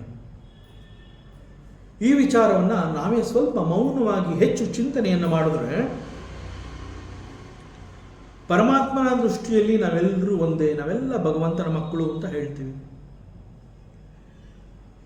ನಾವೆಲ್ಲರೂ ಕೂಡ ಭಗವಂತನ ಮಕ್ಕಳು ಅಂತಂದ ಮೇಲೆ ಅವನು ಯಾಕೆ ಒಬ್ಬರಿಗೆ ಒಂದು ನ್ಯಾಯ, ಮತ್ತೊಬ್ಬರಿಗೆ ಒಂದು ಅನ್ಯಾಯ, ಈ ರೀತಿ ಯಾಕೆ ಮಾಡ್ತಾ ಇದ್ದಾನೆ? ಅವನು ಹಾಗೆ ಮಾಡಬಾರ್ದಲ್ಲ. ನಮ್ಮ ಶಾಸ್ತ್ರ ಮತ್ತು ವೇದಾಂತ, ನಮ್ಮ ಉಪನಿಷತ್ಗಳು, ನಮ್ಮ ಗುರು ಹಿರಿಯರು, ಆಚಾರ್ಯರು, ಅವರೆಲ್ಲ ಭಗವಂತ ಅಂತಂದಾಗ ಅವನನ್ನ ಕಾರುಣ್ಯ ಮೂರ್ತಿ ಅಂತಲೇ ಕರೀತಾರೆ. ನಮ್ಮ ಧರ್ಮ, ನಮ್ಮ ಸನಾತನ ಧರ್ಮ, ನಮ್ಮ ಹಿಂದೂ ಧರ್ಮ ಇಂತಹದ್ದನ್ನ ಕರ್ಮ ಅಂತ ಕರೆಯುತ್ತೆ. ನಮ್ಮ ಶಾಸ್ತ್ರ ಏನು ಹೇಳುತ್ತೆ? ನಮ್ಮ ಪೂರ್ವ ಕರ್ಮಕ್ಕೆ ಅನುಸಾರವಾಗಿ ಅದರ ಫಲವನ್ನು ನಾವೀಗ ಅನುಭವಿಸ್ತಾ ಇದ್ದೀವಿ. ಶಾಸ್ತ್ರ ಹೇಳಿರುವಂತಹ ಈ ಮಾತನ್ನ ಶ್ರದ್ಧೆಯಿಂದ ನಾವು ಸ್ವೀಕರಿಸಿದ್ರೆ ನಮ್ಮ ಪಾಲಿಗೆ ಬಂದಿರುವಂತಹ ಕಷ್ಟವಾಗಲಿ ಅಥವಾ ಸುಖವಾಗಲಿ ಅದು ದೇವರ ಕೆಲಸ ಅಲ್ಲ. ನಮ್ಮ ಕರ್ಮದ ಫಲ ನಮಗೆ ಸುಖ ಅಥವಾ ದುಃಖವನ್ನು ಒದಗಿಸ್ತಾ ಇದೆ. ನಾವು ಮಾಡುವಂತಹ ಪಾಪ ಪುಣ್ಯಗಳ ಫಲ ನಮ್ಮ ಪಾಲಿಗೆ ಬರುತ್ತೆ. ಇಂತಹ ವಾದ ಸರಿ ಅಂತ ಒಪ್ಪಿಕೊಂಡ ಪಕ್ಷದಲ್ಲಿ ಇದರ ಜೊತೆಗೆ ಬರುವಂತಹ ಮತ್ತೊಂದು ನಂಬಿಕೆ ಅದೇನು ಅಂತಂದರೆ, ಬಹುಶಃ ನನಗೆ ಇಂತಹ ಸುಖ ಈಗ ಸಿಕ್ಕಿದೆ ಅಥವಾ ಇಂತಹ ಒಂದು ಕಷ್ಟ ನನ್ನ ಪಾಲಿಗೆ ಬಂದಿದೆ ಅಂತಂದರೆ, ಮತ್ತು ಬಂದಿರುವಂತಹ ಕಷ್ಟವಾಗಲಿ ಅಥವಾ ಸುಖವಾಗಲಿ ಅದು ಕರ್ಮದ ಫಲ. ಕರ್ಮದ ಫಲವನ್ನು ನಾನೀಗ ಅನುಭವಿಸ್ತಾ ಇದ್ದೀನಿ. ಕರ್ಮದ ಫಲಕ್ಕೆ ತಕ್ಕಂತೆ ಅದು ಸುಖ ಇರಬಹುದು ಅಥವಾ ಅದು ದುಃಖ ಇರಬಹುದು. ಇದೇ ನಿಜ ಅನ್ನೋದೇ ಆದರೆ, ಈಗ ನಾನು ಅನುಭವಿಸ್ತಾ ಇರುವಂತಹದ್ದು ಪೂರ್ವದ ಕರ್ಮದ ಫಲ ಅನ್ನೋದೇ ಆದರೆ ಇದು ನನ್ನ ಮೊದಲ ಜನ್ಮವಲ್ಲ. ಈ ಹಿಂದೆ ನಾನು ಹುಟ್ಟಿ ಆಗಿದೆ. ಹಿಂದಿನ ಜನ್ಮಗಳಲ್ಲಿ ನಾನು ಮಾಡಿರುವಂತಹ ಕರ್ಮದ ಫಲಗಳು ಈಗ ನನಗೆ ಒದಗಿ ಬಂದಿದೆ. ಅವುಗಳನ್ನು ನಾನು ಅನುಭವಿಸ್ತಾ ಇದ್ದೀನಿ. ಸೊ ಪೂರ್ವ ಜನ್ಮದಲ್ಲಿ ಆದಂತಹ ಕರ್ಮಗಳಿಗೆ ಪುನರ್ಜನ್ಮದಲ್ಲಿ ಆ ಫಲಗಳು ಬರುತ್ತೆ. ಆದುದರಿಂದ ಈಗ ನಾವು ಮಾಡುವಂತಹ ನಮ್ಮ ವಿಶೇಷವಾದ ಕರ್ಮಗಳು ನಮ್ಮ ಮುಂದಿನ ಜನ್ಮಕ್ಕೆ ತಳಪಾಯವನ್ನು ಹಾಕುತ್ತೆ. ಇಂತಹ ಮಾತುಗಳನ್ನು ನಚಿಕೇತ ತನ್ನ ತಂದೆಗೆ ಹೇಳ್ತಾ ಇದ್ದಾನೆ. ಈ ಒಂದು ಕ್ಷಣದಲ್ಲಿ ಯಾವುದೋ ಒಂದು ಪ್ರೀತಿ ವ್ಯಾಮೋಹಕ್ಕೆ ಒಳಗಾಗಿ ಅಧರ್ಮವನ್ನು ನಾನು ಅನುಸರಿಸಿದರೆ ಈ ಜನ್ಮದ ಕರ್ಮದ ಫಲ ಮುಂದಿನ ಜನ್ಮದಲ್ಲಿ ನನಗೆ ಅದು ಯಾವ ರೀತಿಯ ಫಲವನ್ನು ಕೊಡುತ್ತೆ ಎನ್ನುವಂತಹದ್ದು ಗೊತ್ತಾಗೋದಿಲ್ಲ. ಮುಂದಿನ ಜನ್ಮಕ್ಕೆ ಈ ಜನ್ಮದಲ್ಲಿ ಮಾಡಿರುವಂತಹ ಕರ್ಮ ತಳಪಾಯವನ್ನು ಹಾಕತ್ತೆ. ಎಷ್ಟು ಮೆಚೂರ್ಡ್ ಬುದ್ಧಿ, ಅಷ್ಟು ಚಿಕ್ಕ ಬಾಲಕ ತನ್ನ ತಂದೆಗೆ ಹೇಳ್ತಾ ಇದ್ದಾನೆ. ನಮ್ಮ ಶಾಸ್ತ್ರ ವೇದಾಂತಗಳು ತಿಳಿಸುವಂತಹ ಈ ಸತ್ಯ ನಮಗೆ ಅರ್ಥ ಆಗೋದ್ರೆ ನಮ್ಮ ಮುಂದಿನ ಬಾಳು ಅಥವಾ ಜೀವನ ಉತ್ತಮವಾಗಿರಲಿ ಅಂತ ಹೇಳಿ ಈಗ ನಾವು ಒಳ್ಳೊಳ್ಳೆ ಕೆಲಸಗಳನ್ನು ನಾವು ಮಾಡ್ತಾ ಇದ್ದೀವಿ. ನಾವು ಯಾಕೆ ಒಳ್ಳೆ ಕೆಲಸವನ್ನು ಮಾಡ್ತೀವಿ ಅಂತಂದರೆ ಎಂದೋ ಒಂದು ದಿನ ಇದನ್ನು ನಮ್ಮನ್ನು ಕಾಪಾಡತ್ತೆ ಎನ್ನುವಂತಹ ಒಂದು ನಂಬಿಕೆ ನಮ್ಮಲ್ಲಿ ಇರೋದ್ರಿಂದ ನಾವೊಂದು ದಾನವನ್ನು, ಧರ್ಮವನ್ನು ಅಥವಾ ಏನೋ ಒಂದು ಭಗವಂತನ ಸೇವೆ ಅಂತ ಹೇಳಿ ಯಾರಿಗೋ ಒಂದು ಉಪಕಾರವನ್ನು ನಾವೆಲ್ಲ ಯಾಕೆ ಮಾಡ್ತೀವಿ ಅಂತಂದರೆ ಇದು ಎಂದೋ ಒಂದು ದಿನ ನಮ್ಮನ್ನು ಕಾಪಾಡುತ್ತೆ. ಯಾವಾಗ ಕಾಪಾಡುತ್ತೆ ಅನ್ನೋದು ನಮಗೆ ಗೊತ್ತಿಲ್ಲ. ಯಾವ ಸಮಯದಲ್ಲಿ ಆ ಒಂದು ಸಹಾಯ ನಮಗೆ ಒದಗಿ ಬರಬೇಕೋ ಅದಕ್ಕಾಗಿ ಈಗ ನಾವು ಪ್ರಿಪೇರ್ ಆಗಿ ಒಂದೊಂದು ಒಳ್ಳೆ ಕೆಲಸಗಳನ್ನು ಮಾಡ್ತೀವಿ. ದಾನ, ಧರ್ಮ, ಭಗವಂತನ ಸೇವೆ ಇವೆಲ್ಲ ಮಾಡುವುದರ ಹಿಂದೆ ಈ ಒಂದು ಅರ್ಥ ಇದೆ. ಮುಂದಿನ ಒಂದು ಬಾಳಿಗೆ ಇದು ಯಾವುದೋ ಒಂದು ಸಮಯದಲ್ಲಿ ನನಗೆ ಅನುಕೂಲವಾಗಿ ಒದಗಿ ಬರುತ್ತೆ ಅಂತ ಹೇಳಿ ನಾವು ಇವೆಲ್ಲವನ್ನು ಮಾಡ್ತೀವಿ. ಸೊ ಇಲ್ಲಿ ಚಿಕ್ಕ ಬಾಲಕ ನಚಿಕೇತ ಇಷ್ಟೊಂದು ಅರ್ಥವನ್ನು ತುಂಬಿಸಿ ಈ ಶ್ಲೋಕವನ್ನು ಕೊಟ್ಟಿದ್ದಾನೆ. ಉಪನಿಷತ್ ಪ್ರಕಾರ ಬಾಲಕ ನಚಿಕೇತ ಇಂತಹ ಒಂದು ಸತ್ಯವನ್ನು ವಾಚಶ್ರವಸಿಗೆ ಹೇಳ್ತಾ ಇದ್ದಾನೆ ಅನ್ನುವ ರೀತಿಯಲ್ಲಿ ಉಪನಿಷತ್ ಭಾಗ ತಿಳಿಸಿದ್ರು ಕೂಡ ನಚಿಕೇತವಿನ ಈ ಒಂದು ತತ್ವ ಇಡೀ ಮಾನವ ಕುಲಕ್ಕೆ ಹಿಡಿದಂತಹ ಒಂದು ಕನ್ನಡಿಯಂತೆ ಈ ತತ್ವ ಉಪಯೋಗಕ್ಕೆ ಬಂದಿದೆ. ಯಾಕೆಂದ್ರೆ ಏನೋ ಬೈ ಚಾನ್ಸ್, ಆಕಸ್ಮಿಕ ಅನ್ನುವಂತೆ ನಮಗೆ ಜನ್ಮ ಸಿಕ್ಕಿಲ್ಲ. ಬೈ ಚಾನ್ಸ್ ನಾನು ಹುಟ್ಟಿದ್ದೀನಿ ಅಂತ ನಾನು ಏನಾದ್ರು ಮಾತನಾಡಿದ್ರೆ ಅದಕ್ಕೆ ಅರ್ಥವೇ ಇಲ್ಲ. ಆಕಸ್ಮಿಕವಾಗಿ ನಾನು ಹುಟ್ಟಿಲ್ಲ, ಬೈ ಚಾನ್ಸ್ ಹುಟ್ಟಿಲ್ಲ, ಬೈ ಆಕ್ಸಿಡೆಂಟ್ ನಾನು ಹುಟ್ಟಿಲ್ಲ. ನಾನು ಯಾಕೆ ಹುಟ್ಟಿದ್ದೀನಿ ಅಂತಂದರೆ ಪೂರ್ವದಲ್ಲಿ ನಾನು ಕೆಲವು ಕರ್ಮಗಳನ್ನು ಮಾಡಿದ್ದೀನಿ. ಅದು ಯಾವ ರೀತಿಯ ಕರ್ಮಗಳು ಬೇಕಾದರೂ ಆಗಿರಬಹುದು. ಆ ಕರ್ಮದ ಫಲವನ್ನು ನಾನು ಮಾಡಿದ್ದೀನಿ, ಆ ಒಂದು ಕರ್ತೃತ್ವ ಭಾವ ನನ್ನಲ್ಲಿಟ್ಟುಕೊಂಡು ಪೂರ್ವದಲ್ಲಿ ಮಾಡಿದಂತಹ ಕರ್ಮದ ಕಾರಣಕ್ಕಾಗಿ ಅದನ್ನು ಅನುಭವಿಸುವ ಸಲುವಾಗಿ ಈಗ ಒಂದು ಜನ್ಮ ಸಿಕ್ಕಿದೆ. ಆದರೆ ಪೂರ್ವ ಜನ್ಮದಲ್ಲಿ ಮಾಡಿದಂತಹ ಕರ್ಮಕ್ಕೆ ಆ ಜನ್ಮದಲ್ಲೇ ಫಲವನ್ನು ಕೊಡ್ಬೋದಾಗಿತ್ತಲ್ಲ, ಅದಕ್ಕೆ ಮತ್ತೊಂದು ಜನ್ಮ ಯಾಕೆ ಬೇಕು ಅನ್ನುವಂತಹದ್ದು ಬಹಳ ಸಾಮಾನ್ಯವಾದ ಪ್ರಶ್ನೆ. ಪೂರ್ವ ಜನ್ಮದಲ್ಲಿ ನಾವು ಕರ್ಮವನ್ನು ಮಾಡಬೇಕಾದ್ರೆ ಆ ಸಂದರ್ಭದಲ್ಲಿ ನಮ್ಮ ದೇಹ ಯಾವ ರೀತಿ ಇರುತ್ತೆ, ನಮ್ಮ ದೇಹದ ಆಯಸ್ಸು ಎಷ್ಟಿರುತ್ತೆ, ಅನುಭವಿಸಬೇಕಾದಂತಹ ಇಂದ್ರಿಯ ಶಕ್ತಿಗಳು ಆ ಜನ್ಮದಲ್ಲಿ ನಮಗಿತ್ತೋ ಇಲ್ವೋ ಗೊತ್ತಿಲ್ಲ. ಆದ್ದರಿಂದ ಆ ಜನ್ಮದಲ್ಲಿ ಮಾಡಿದ ಕರ್ಮದ ಫಲ ಏನಾದರೂ ಆಗಲೇ ಒದಗಿ ಬಂದರೆ ಅದನ್ನು ಅನುಭವಿಸೋಕ್ಕೆ ಆಗ್ತಿರ್ಲಿಲ್ಲ. ಸಪೋಸ್ ಬಹಳ ಒಳ್ಳೆಯ ಪುಣ್ಯದ ಕರ್ಮವನ್ನು ಆ ಪೂರ್ವದಲ್ಲಿ ನಾವು ಮಾಡಿದ್ದೀವಿ, ಅದಕ್ಕೆ ತಕ್ಕಂತೆ ಹೆಚ್ಚು ಸುಖ ಒದಗಿ ಬರುವಂತಹದ್ದೇ ನಮ್ಮ ಫಲ ಆಗಿದ್ದ ಪಕ್ಷದಲ್ಲಿ ದೇಹಕ್ಕೆ ಆಯಸ್ಸು ಅನ್ನುವಂತಹದ್ದೇ ಇಲ್ಲದೆ ಹೋದರೂ ಕೂಡ ಆ ಫಲ ಬಂದರೆ ಅನುಭವಿಸುವವನು ಅಲ್ಲಿರೋದಿಲ್ಲ. ಈ ಕಾರಣದಿಂದ ಪೂರ್ವದಲ್ಲಿ ಮಾಡಿರುವಂತಹ ಕರ್ಮದ ಫಲವನ್ನು ಅನುಭವಿಸುವುದಕ್ಕೆ ಬೇಕಾದಂತಹ ಒಂದು ಶರೀರವನ್ನು ಪಡೆದುಕೊಂಡು ನಾವು ಮತ್ತೆ ಮತ್ತೆ ಹುಟ್ಟುತ್ತಾ ಬರ್ತೀವಿ. ಸೊ ಅದರಿಂದ ಬೈ ಚಾನ್ಸ್ ಅನ್ನುವಂತಹ ನಮ್ಮ ಜನ್ಮ ಆಗಿಲ್ಲ. ಈಗ ಸಿಕ್ಕಿರುವಂತಹ ಜನ್ಮ ಪರಂಪರೆಯಾಗಿ ಬಂದಿರುವಂತಹ ಜನ್ಮದ ಸರಪಳಿಯಲ್ಲಿ ಕೇವಲ ಒಂದು ಕೊಂಡಿ. ಒಂದು ಸರಪಳಿ ಅಂತ ಹೇಳಿದಾಗ ಅಲ್ಲಿ ಅನೇಕ ಕೊಂಡಿಗಳಿರುತ್ತೆ. ಅನೇಕ ಕೊಂಡಿಗಳು ಸೇರಿದಾಗ ಅದನ್ನು ಒಂದು ಸರಪಳಿ ಅಂತ ನಾವು ಹೇಳ್ತೀವಿ. ಒಂದು ಸರಪಳಿಯಲ್ಲಿ ಅನೇಕ ಕೊಂಡಿಗಳು ಹೇಗಿರುತ್ತೆ, ಈ ಜನ್ಮ ಅನ್ನುವಂತಹದ್ದು ಕೂಡ ಬಹಳ ದೊಡ್ಡ ಸರಪಳಿ. ಈಗ ಒಂದು ಜನ್ಮ ಸಿಕ್ಕಿದೆ ಅಂತಂದರೆ ಜನ್ಮದ ಪರಂಪರೆ ಎಂಬಂತಹ ಒಂದು ಸರಪಳಿಯಲ್ಲಿ ಕೇವಲ ಒಂದು ಕೊಂಡಿ. ಇನ್ನು ಎಷ್ಟು ಕೊಂಡಿಗಳು ಆ ರೀತಿ ನಮ್ಮ ಪಾಲಿಗೆ ಇದೆಯೋ ಗೊತ್ತಿಲ್ಲ. ಆದ್ದರಿಂದ ಈ ಸರಪಳಿಯಲ್ಲಿ ಇಂತಹ ಎಷ್ಟು ಬೇಕಾದರೂ ಕೊಂಡಿಗಳಿರಬಹುದು ಮತ್ತು ಆ ಕೊಂಡಿಗಳನ್ನು ಸರಪಳಿಯಲ್ಲಿ ಹಾಕಿರುವಂತಹದ್ದು ಬೇರೆ ಯಾರೂ ಅಲ್ಲ. ಆ ಸರಪಳಿಯನ್ನು ಬೇರೆ ಯಾರೋ ತಯಾರು ಮಾಡಿಲ್ಲ. ಆ ಜನ್ಮದ ಪರಂಪರೆಯ ಸರಪಳಿಯನ್ನು ತಯಾರು ಮಾಡಿಕೊಂಡಿರೋಂತಹದ್ದು ಬೇರೆ ಯಾರೂ ಅಲ್ಲ, ನಾವೇ ಅದನ್ನು ಪ್ರಿಪೇರ್ ಮಾಡಿಟ್ಕೊಂಡ್ಬಿಟ್ವಿ. ಪೂರ್ವದಲ್ಲಿ ನಮ್ಮ ಕರ್ಮಗಳು ಆ ರೀತಿಯಾಗಿ ನನ್ನ ಜನ್ಮದ ಪರಂಪರೆಯನ್ನು ನಾನೇ ಸೃಷ್ಟಿ ಮಾಡಿಕೊಂಡಿರೋಂತಹದ್ದು.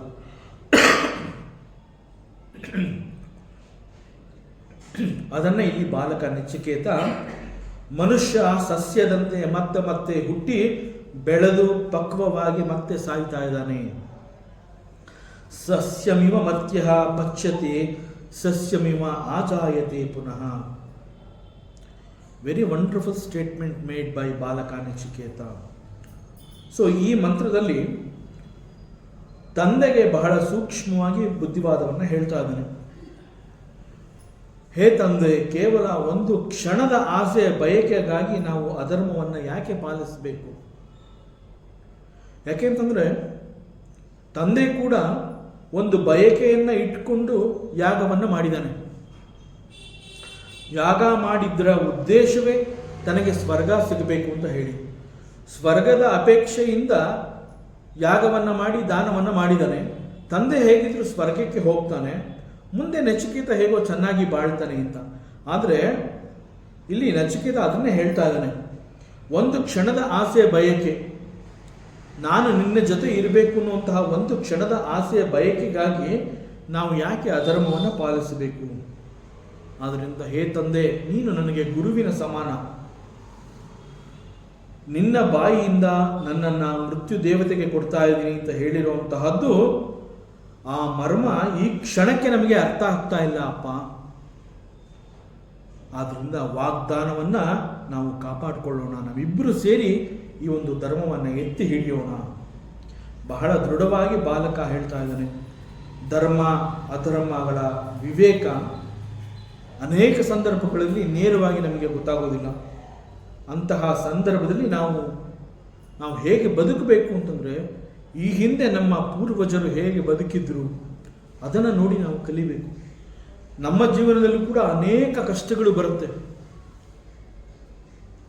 ಇವತ್ತು ನಮಗೆ ಸಿಕ್ಕಿರುವಂತಹ ಮಹಾಭಾರತ ಇರಬಹುದು, ರಾಮಾಯಣ ಇರಬಹುದು, ಅವೆಲ್ಲವನ್ನ ನೋಡಿದ್ರೆ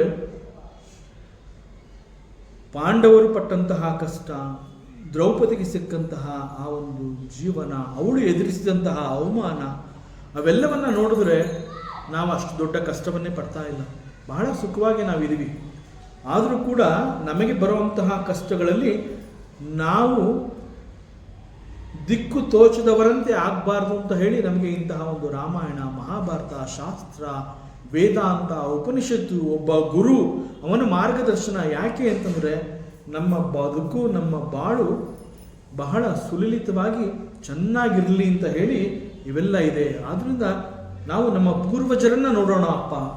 ಪೂರ್ವಜರು ಮಹಾತ್ಮರು ಹೇಗೆ ಬದುಕು ಮಾಡಿ ಹೋಗಿದ್ದಾರೆ ಅದನ್ನು ನಾವು ಅನುಸರಿಸೋಣ. ನಾವು ಕೂಡ ಮಹಾತ್ಮರ ಬದುಕನ್ನು ನೋಡೋಣ, ಅದರಂತೆ ಪರಿಪಾಲಿಸೋಣ.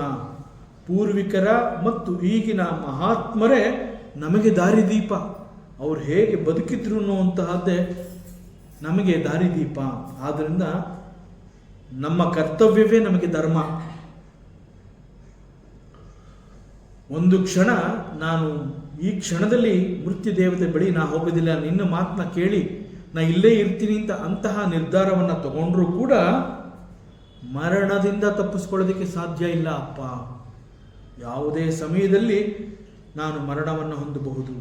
ಸಾವು ಅನ್ನುವಂತಹದ್ದು ಎಲ್ಲರಿಗೂ ಅನ್ವಯಿಸುತ್ತೆ. ಆದ್ದರಿಂದ ಸಾವು ಹೇಗಿರುತ್ತೆ ಅಂತಂದರೆ, ಈ ಹಿಂದೆ ನನಗಿಂತ ಮೊದಲೇ ಸತ್ತಿರುವವರಿಗೆ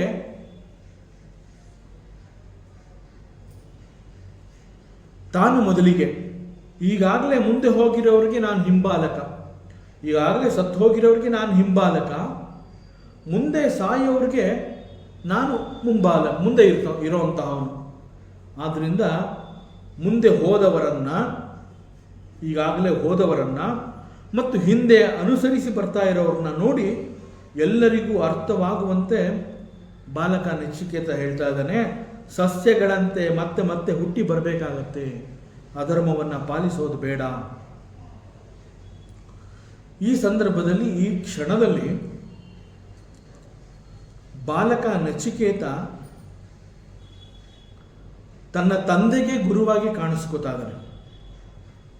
ಆದರೆ ಅವನ ಜೀವನದಲ್ಲಿ ವಾಜಶ್ರವಸ್ಸು ತಂದೆಯೂ ಆಗಿದ್ದ, ಗುರುವೂ ಆಗಿದ್ದ. ಆದರೆ ಈ ಕ್ಷಣದ ಉಪದೇಶ ಮಾಡುವಂತಹ ಸಂದರ್ಭದಲ್ಲಿ ತಂದೆಯ ಪಾಲಿಗೆ ಬಾಲಕ ನಚಿಕೇತ ಗುರುವಾಗಿ ಕಾಣಿಸ್ಕೋತಾ ಇದ್ದಾನೆ. ಅನೇಕ ಸೂಕ್ಷ್ಮಗಳನ್ನು ತಿಳಿಸ್ಕೊಟ್ಟಿದ್ದಾನೆ. ಆದ್ದರಿಂದ whenever there is an attachment, ದುಃಖ ಅನ್ನುವಂತಹದ್ದು ಗ್ಯಾರಂಟಿ. ಆದ್ದರಿಂದ ಎಲ್ಲಿ ರಾಗ ಅನ್ನುವಂತಹದ್ದಿರುತ್ತೆ ಅದು ಕೊನೆಗೆ ಶೋಕವಾಗಿ ಪರಿಣಾಮವನ್ನು ಹೊಂದುತ್ತೆ. ಹೇ ತಂದೆ, ಪುತ್ರ ವ್ಯಾಮೋಹ ಬೇಡ. ಈ ಸಂದರ್ಭದಲ್ಲಿ ನನ್ನ ಮೇಲೆ ನೀನು ಹೆಚ್ಚು ವ್ಯಾಮೋಹವನ್ನು ಹೊಂದಬೇಡ. ನಾನು ಬೇಕಾದರೂ ಮೊದಲು ಸಾಯಬಹುದು, ಅಥವಾ ನೀನೇ ಬೇಕಾದರೂ ಮೊದಲು ಸಾಯಬಹುದು. ನಮ್ಮಿಬ್ಬರಲ್ಲಿ ಇಬ್ಬರಿಗೂ ಸಾವು ಬರುತ್ತೆ. ಸಾವಿನಿಂದ ನಾವು ಯಾರೂ ತಪ್ಪಿಸ್ಕೊಳ್ಳೋಕ್ಕಾಗೋದಿಲ್ಲ ಅಂತಂದ ಮೇಲೆ ನಾವು ಯಾಕೆ ಅಧರ್ಮವನ್ನು ಪಾಲಿಸಬೇಕು? ಹೇ ತಂದೆ, ಪುತ್ರ ವ್ಯಾಮೋಹ ಬೇಡ.